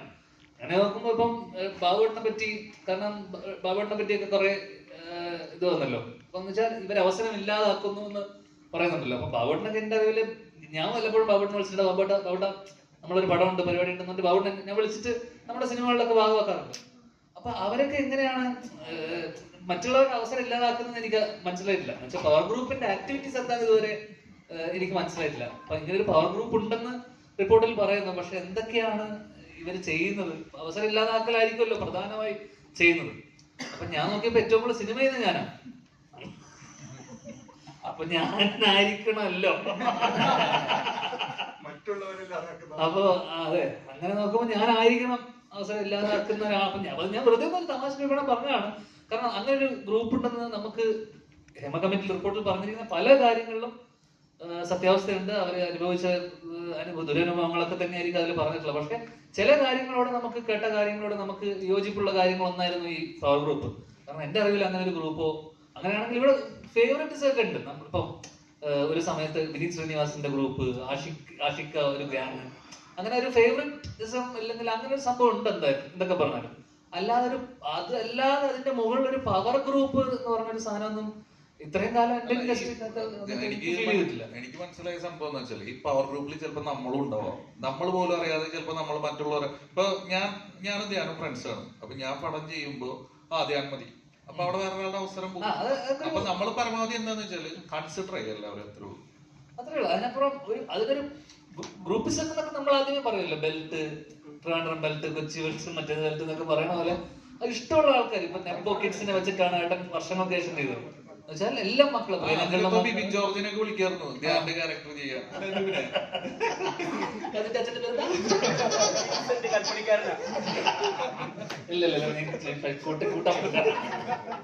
അപ്പൊ ഞാൻ പറഞ്ഞ ആ രീതിയിൽ വിനീത് ശ്രീനിവാസൻ പവർ ഗ്രൂപ്പിൽ അംഗമല്ലേ അങ്ങനെ പറഞ്ഞു വരുമ്പോ അല്ലേ? വെച്ചാൽ പുള്ളിയുടെ കുറച്ച് ആൾക്കാരെ വെച്ചിട്ട് ഗ്രൂപ്പിസ് എന്നും ഉണ്ടല്ലോ, എന്നും നിലനിൽക്കുന്ന എന്നാണ്. പക്ഷെ എനിക്ക് അപ്പോഴും മനസ്സിലാവാതെ പോയ ഒരു ടേം ഈ പവർ ഗ്രൂപ്പാണ്. എന്താണ് പവർ ഗ്രൂപ്പ് എന്ന് പറഞ്ഞ ഇതുകൊണ്ട് അവർ ഉദ്ദേശിച്ചതെന്ന് നമുക്ക് മനസ്സിലായിട്ടില്ല. അപ്പൊ അത് എനിക്ക് തോന്നുന്നു അവിടെ തന്നെയുള്ള പലരും പറഞ്ഞ കാര്യങ്ങളായിരിക്കും ഇങ്ങനെ ഒരു ഗ്രൂപ്പ് ഉണ്ടെന്നും.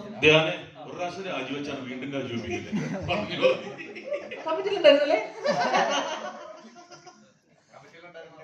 അതെ, നല്ലല്ലേ ഞാൻ ചേട്ടാ. അപ്പൊ പവർ ഗ്രൂപ്പ് എന്ന് പറഞ്ഞോണ്ട് ചോദിക്കുക, ഇപ്പൊ നീവിൻ ചേട്ടനെ എത്തി കുറെ ഫേക്ക് അലിഗേഷൻസ് ഒക്കെ വരുന്നുണ്ട്. ചേട്ടൻ കണ്ടതാണ്. പിന്നെ അതേപോലെ തന്നെ നീമ്പടെ ഇത് പ്രൂവ് ചെയ്ത് ഫേക്ക് അലിഗേഷൻ ആണ് ഏകദേശം തെളിഞ്ഞു. പക്ഷെ നീം ചേട്ടൻ വീണ്ടും കംപ്ലൈന്റ് കൊടുത്തിട്ടുള്ളത് സിനിമ ഇൻഡസ്ട്രിയിൽ നിന്ന് തന്നെ ആരോ എന്നെ എതിർക്കുന്നു എന്ന രീതിയിലാണ് കംപ്ലൈന്റ് കൊടുത്തിട്ടുള്ളത്. അത് കേട്ടിട്ടുണ്ടാവും വിചാരിക്കുന്നത്. അതെന്താ പറയാനുള്ളത്? അല്ല, ആദ്യം കംപ്ലൈന്റ് കൊടുക്കേണ്ടത് മാനനഷ്ടത്തിന് ആ സ്ത്രീക്കെതിരെയാണ് കംപ്ലൈന്റ് കൊടുക്കേണ്ടത്. കാരണം അത്രയും ഇങ്ങനൊരു നിൽക്കുന്ന ഒരാളെ പറ്റി ഇങ്ങനെ ഒരു അലിഗേഷൻ പറയുമ്പോൾ അവര് പറഞ്ഞത് തുടക്കം മുതലേ പരസ്പര വിരുദ്ധമായിട്ടുള്ള കാര്യമാണല്ലോ അവർ പറഞ്ഞത്. അതിനകത്ത് യാതൊരു അടിസ്ഥാനമില്ലെന്ന് അത് കേൾക്കുന്ന ഏതൊരാൾക്കും മനസ്സിലാവുന്ന കാര്യങ്ങളൊക്കെ തന്നെയുള്ളൂ. അപ്പൊ പിന്നെ അതിന് ഇതായിട്ട് അനുബന്ധിച്ചേട്ടൻ വന്നിട്ട് ആ ഡേറ്റിൽ നമ്മുടെ അവിടെ വർഷങ്ങൾക്ക് ശേഷം സിനിമയിലായിരുന്നു നിവിൻ ആ സമയത്ത് 15 തീയതികൾ. അപ്പം അതില് ഒരു കാരണം ഇപ്പൊ സംഭവം എന്ന് വെച്ച് കഴിഞ്ഞാൽ ശരിക്കും ഇതുമായിട്ട് ബന്ധപ്പെട്ട് ശരിക്കും മോശം അനുഭവം ഉണ്ടായിട്ടുള്ള സ്ത്രീകളെ ഒക്കെ വരുമ്പോ ഇവരെ പോലത്തെ ആൾക്കാരെ ഫേക്ക് ആയിട്ടുള്ള ആൾക്കാർക്ക് ഒരു നമ്മൾ ഏത് വിശ്വസിക്കണം, ഏതാണ് ശരി ഏതാണ് തെറ്റെന്ന് പറയുന്ന പോലെ കുറെ എല്ലാവരും ശരിയാണെന്ന് പറയാൻ പറ്റുമല്ലോ. അപ്പം അങ്ങനെ ഒരു കൺഫ്യൂഷൻ വരും ആൾക്കാർക്കും എല്ലാവർക്കും. കാരണം ഇന്ന് ഏതെങ്കിലും ഒരു കുട്ടി എനിക്കിങ്ങനെ ഒരു അനുഭവം ഉണ്ടായെന്ന് പറഞ്ഞാൽ ഉടനെ കേസ് എടുക്കേണ്ട ഒരു സാഹചര്യമുണ്ട്. കാരണം ആര് പറഞ്ഞാലും നെക്സ്റ്റ് സെക്കൻഡ് പ്രതിയാക്കുകയാണ്. അപ്പം അതോടൊപ്പം തന്നെ ഇതിനൊക്കെ കൃത്യമായി തെളിവില്ലെങ്കിൽ ഇതൊന്നും നിലനിൽക്കില്ല. അപ്പം ഇതിനോടൊപ്പം തന്നെ സോളിഡ് ആയിട്ടുള്ള എവിഡൻസും ഉണ്ടാവണം ഇതൊക്കെ പ്രൂവ് ചെയ്യാൻ പറ്റും. അപ്പം അത് എനിക്ക് തോന്നുന്നു ഇവന്റെ എനിക്ക് തോന്നുന്നു അത് അങ്ങനെ തള്ളിപ്പോയി. അത് കൃത്യമായിട്ട് ആൾക്കാർക്കും കേൾക്കുന്നവർക്കും എനിക്ക് തോന്നുന്നു പോലീസുകാർക്കൊക്കെ മനസ്സിലായിട്ടുണ്ടാവണം ഇതിനോട്. സിനിമ കണ്ടാണ് നമ്മളെല്ലാരും വളർന്നു വന്നത്. റഹ്മാൻഖാൻ ഇപ്പോ വീണ്ടും മലയാള സിനിമയിലേക്ക് കൊണ്ടുവന്നിരിക്കുകയാണ്. എങ്ങനെ ഉണ്ടായിരുന്നു റഹ്മാൻഖാൻ? മൊത്തത്തിൽ നേരത്തെ പറഞ്ഞെങ്കിലും ഈ സിനിമയിൽ അഭിനയ സമയത്തും നിങ്ങൾ വെറുതെ ഇരിക്കുന്ന സമയത്ത് റഹ്മാനൊക്കെയായിട്ടുള്ള ഒരു കോംബോ എങ്ങനെയായിരുന്നു? അതിനപ്പുറം എന്ന് വെച്ച് കഴിഞ്ഞാൽ ഇത്രയും റഹ്മാനൊക്കെ ഇത്രയും ബ്രേക്ക് എടുത്താണോ എനിക്ക് ചോദിക്കണം. ഇത്രയും ഗ്യാപ്പ് എടുത്തതാണോ മലയാള സിനിമ? അല്ലെങ്കിൽ ആണല്ലേ മനഃപൂർവ്വം എടുത്ത ഗ്യാപ്പാണല്ലേ?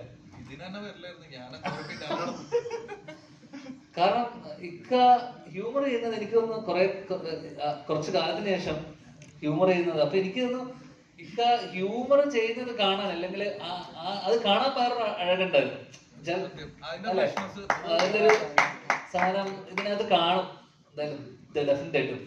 പിന്നെ ഏറ്റവും നമ്മൾ ഇതാക്കുന്നത് എന്ന് വെച്ച് കഴിഞ്ഞാൽ അപ്പൊ ട്രെയിലർ കണ്ട ആൾക്കാരൊക്കെ പറയുന്നത് വെച്ചാൽ മമ്മൂക്കയാണ്.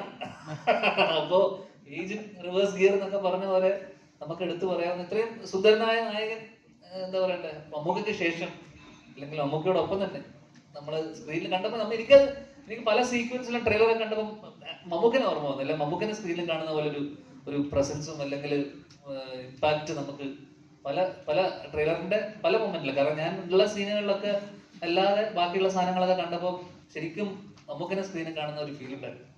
ചേട്ടാ സ്വന്തം പടങ്ങളെ കുറിച്ച് ഓവർ ഷൂട്ട് ചെയ്യാതെ പ്രേക്ഷകരുള്ള കാര്യം ഉള്ള പോലെ പറയുന്ന ഒരു ആക്ടറാണ്. അപ്പോൾ ബാഡ് ബോയ്സിനെ കുറിച്ച് ഉള്ള പോലെ പ്രേക്ഷകർ പറയാൻ എങ്ങനെ ഇതില് ഞാൻ ഒന്ന് 4-5 ദിവസമേ ഉള്ളൂ ഞാൻ. പിന്നെ ഫെസ്റ്റിവലാണ്. ഫെസ്റ്റിവൽ വരുന്ന സമയത്ത് സ്വാഭാവികമായിട്ട് ക്ലാഷ് ഉണ്ട്. നമ്മൾ കഴിഞ്ഞ വിഷു നമ്മൾ തൂക്കിയില്ല. അതുകൊണ്ട് ഈ ഓണം നമ്മൾ തൂക്കും. തൂക്കിയില്ലല്ലോ, അത് വിട്ടു. എല്ലാ തവണ നമ്മൾ വിട്ടുകൊടുക്കില്ല. കാരണം കഴിഞ്ഞ തവണ പരിപാടി നമ്മള് കുറച്ച് നാടകവും കുറച്ച് ഇമോഷണൽ സൈഡായിരുന്നു. പക്ഷെ ഇത്തവണ നമ്മൾ അതല്ല. ഇത്തവണ നമ്മള് കട്ട കമേഴ്ഷ്യൽ ഇതാണ്. അതിന്റെ കൂടെ നാടകം ത്രില്ലർ ഒന്നും വരണ്ട, അതിന്റെ സൈഡായിക്കോളും കുറച്ച് 3 ദിവസം കഴിഞ്ഞു. എനിക്ക് അല്ല, പക്ഷെ അപ്പോഴും ഒരു കാര്യമുള്ളതെന്ന് വെച്ചാൽ കൂടെയുള്ള പടങ്ങള് ഒന്ന് അടുത്ത സുഹൃത്തായ ലിസ്റ്റിൻ സ്റ്റീഫന്റെ പടം, ആ വീക്കെൻഡിന്റെ അടുത്ത പടത്തിൽ ഞാനാണ് നായകൻ. അതുകൊണ്ട് തന്നെ എല്ലാവരും നമ്മുടെ സിനിമ മാത്രമല്ല ARM, കിഷ്കിന്ധാകാന്ഡം, അതോടൊപ്പം തന്നെ കൊണ്ടാൽ, ഗാങ്സ് ഓഫ് സുകുമാരക്കുറുപ്പ്, മാധവന്റെ ഫസ്റ്റ് പടം, ഡെബ്യൂ പടം. അതുകൊണ്ട് എടുത്ത് പറയണം, നിങ്ങളൊക്കെ പറയണം. അതിന് സുരേഷങ്ങളുടെ മകന്റെ ഫസ്റ്റ് പടമാണ് കുമ്മാട്ടിക്കളി. ഇത്രയും സിനിമകളുണ്ട്. അപ്പം ഡെഫിനറ്റ്ലി ഫെസ്റ്റിവൽ ആകുമ്പോൾ എല്ലാ സിനിമകൾക്കും സ്പേസ് ഉണ്ട്, എല്ലാ സിനിമകൾക്കും അതിൻ്റെതായിട്ടുള്ള സിഗ്നിഫിക്കൻസ് ഉണ്ട്. കാരണം നമ്മളൊക്കെ ഒരു കാലത്ത് ഒരു സിനിമ കഴിഞ്ഞാൽ ഓണത്തിനൊക്കെ ഒരു സിനിമ കഴിഞ്ഞാൽ അടുത്ത സിനിമയ്ക്ക് പോയി 2-3 സിനിമകൾ കണ്ടിരുന്ന സമയമുണ്ട്. അപ്പം അതേപോലെ ഈ ഹേമപ്രശ്നങ്ങളൊക്കെ ഒന്ന് തണുത്ത് നിൽപ്പുണ്ട്. അപ്പൊ അത് കഴിഞ്ഞിട്ട് നല്ലൊരു ഓണക്കാലം അത് സിനിമയ്ക്ക് എല്ലാ രീതിയിലും ഗുണം ചെയ്യട്ടെന്ന് ആശംസിക്കുന്നു. എല്ലാ സിനിമകളും ഓടട്ടെ എന്ന് ആശംസിക്കുന്നു.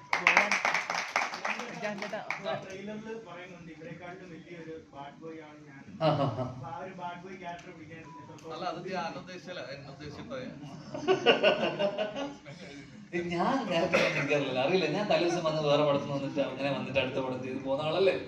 അവർക്ക് പറയുന്ന സാധനം ചെയ്യാൻ പോവാന്നല്ലാതെ നമ്മള് എന്റെ സാരം ഉണ്ടായിരുന്നു അവിടെ. അവൻ കൃത്യമായിട്ട് അവൻ എഴുതി വെച്ച എന്താണെന്നുള്ളത് അവൻ കൃത്യമായിട്ട് കാണിച്ച് പറഞ്ഞു തരുന്നു.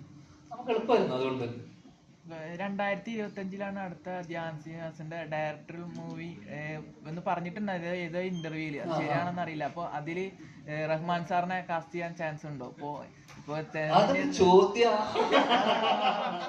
കാസ്റ്റ് ചെയ്യാൻ ഇക്ക ചെയ്യുമെന്ന് ചോദിക്കുക. ഇക്ക മലയാളം വിട്ടു നിൽക്കുക. അപ്പോഴാ ഒടിഞ്ഞ കൈയാണ്.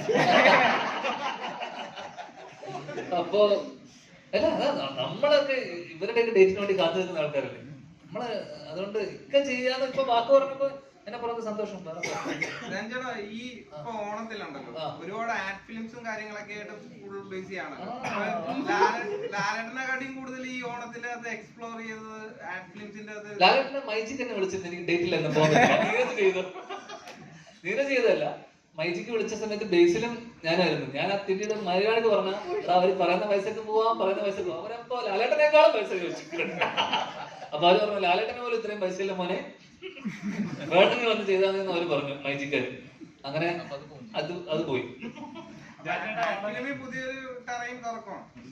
ഞാൻ ഡിജിറ്റൽ അല്ലടാ, ഞാൻ ഇതിലോട്ട് ടിവിയിലോട്ട് വരാറില്ല.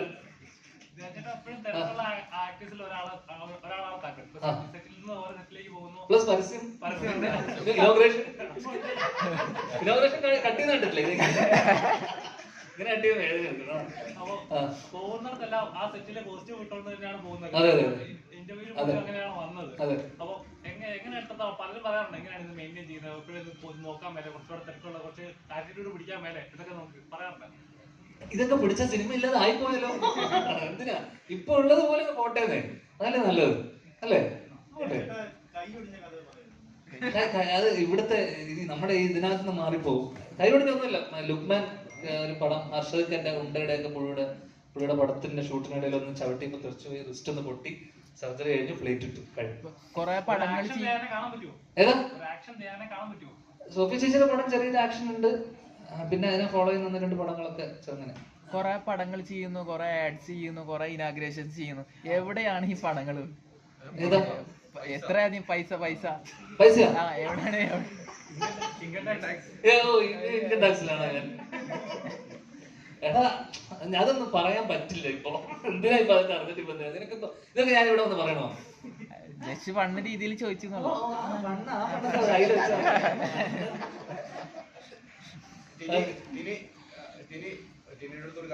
കോമഡിക്ക് ടൈമായി. സീരിയസ് തന്നെയാണ്. ഇനി ഇന്ന് ഒരു വലിയ വാർത്ത വന്നു. താങ്കൾ അമ്മ സംഘടനയുള്ള ആളാണ്. ഇപ്പൊ പൂർണ്ണമായിട്ടും എല്ലാവരും രാജിവെച്ച സംഭവത്തിൽ നിൽക്കുകയാണ്. ഇന്ന് ബി ഉണ്ണികൃഷ്ണൻ ഒരു സംഭവം പറഞ്ഞിരിക്കുന്നു. താരസംഘടനയിൽ 20 പേര് ബി ഉണ്ണികൃഷ്ണൻ സമീപിച്ച് ഒരു ട്രേഡ് യൂണിയൻ ഉണ്ടാക്കണമെന്ന് ആവശ്യപ്പെട്ടു പറഞ്ഞു. അതുമായിട്ട് ബന്ധപ്പെട്ട് നിങ്ങൾ എന്തെങ്കിലും ചർച്ച നടത്തിയിരുന്നു? അതേക്കുറിച്ച് എന്തെങ്കിലും അറിയുമോ? എനിക്കിപ്പോ ഇവിടെ ഇരിക്കുന്ന 20 പേരെ കുറിച്ച് മാത്രമേ അറിയാവൂ. വേറെ ആൾക്കാരെ കുറിച്ച് ഒന്നും അറിയില്ല. വേറെ ഒന്നും അറിഞ്ഞിട്ടില്ല. നമ്മൾ വേറെ കമ്മ്യൂണിക്കേഷൻ ഉണ്ട്, എനിക്കറിയില്ല. ഈ 20 പേരെ കുറിച്ച് ഞാൻ പറയാം. നിങ്ങൾ അങ്ങനെ ഒരു ചർച്ച നടത്തിയിട്ടില്ല അല്ലെ? വാട്സ്ആപ്പ് ഗ്രൂപ്പിൽ ഹൈദരാലിക്ക് വേറെ പണിയില്ല. ബാഡ് ബോയ്സിനെ കുറിച്ച് അല്ല ഇതിനകത്ത് ഹൈദരാലി അഭിനയിച്ചിട്ടുണ്ട്. അതാണ് പറഞ്ഞില്ലേ? ഹൈദരാലി ഇത്തിരി അകന്നിരിക്കുന്ന ഒരു കസേര ഇട്ടിട്ട് അവിടെ ഇരിക്കാന്നുള്ളത്.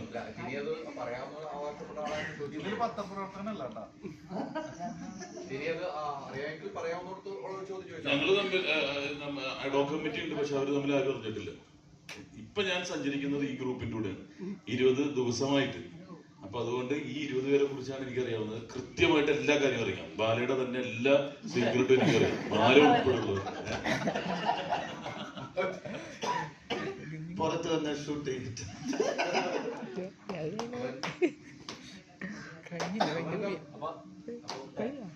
നാളെ റിലീസാണ്. സമയം ഇനി മണിക്കൂറുകൾ മാത്രമേ. ചോദ്യങ്ങൾ കഴിഞ്ഞെന്ന് വിശ്വസിക്കുന്നു. അപ്പോൾ നാളെ സെപ്റ്റംബർ 13-ാം തീയതി ബാഡ് ബോയ്സ് റിലീസാകുന്നു. അമ്മ മൂവീസ് അമർ ലുലുവിൻ്റെ ഒരു ഫൺ ഫിലിം. സോ നിങ്ങളെല്ലാവരും സിനിമ കാണുക, പ്രോത്സാഹിപ്പിക്കുക. Thank you very much.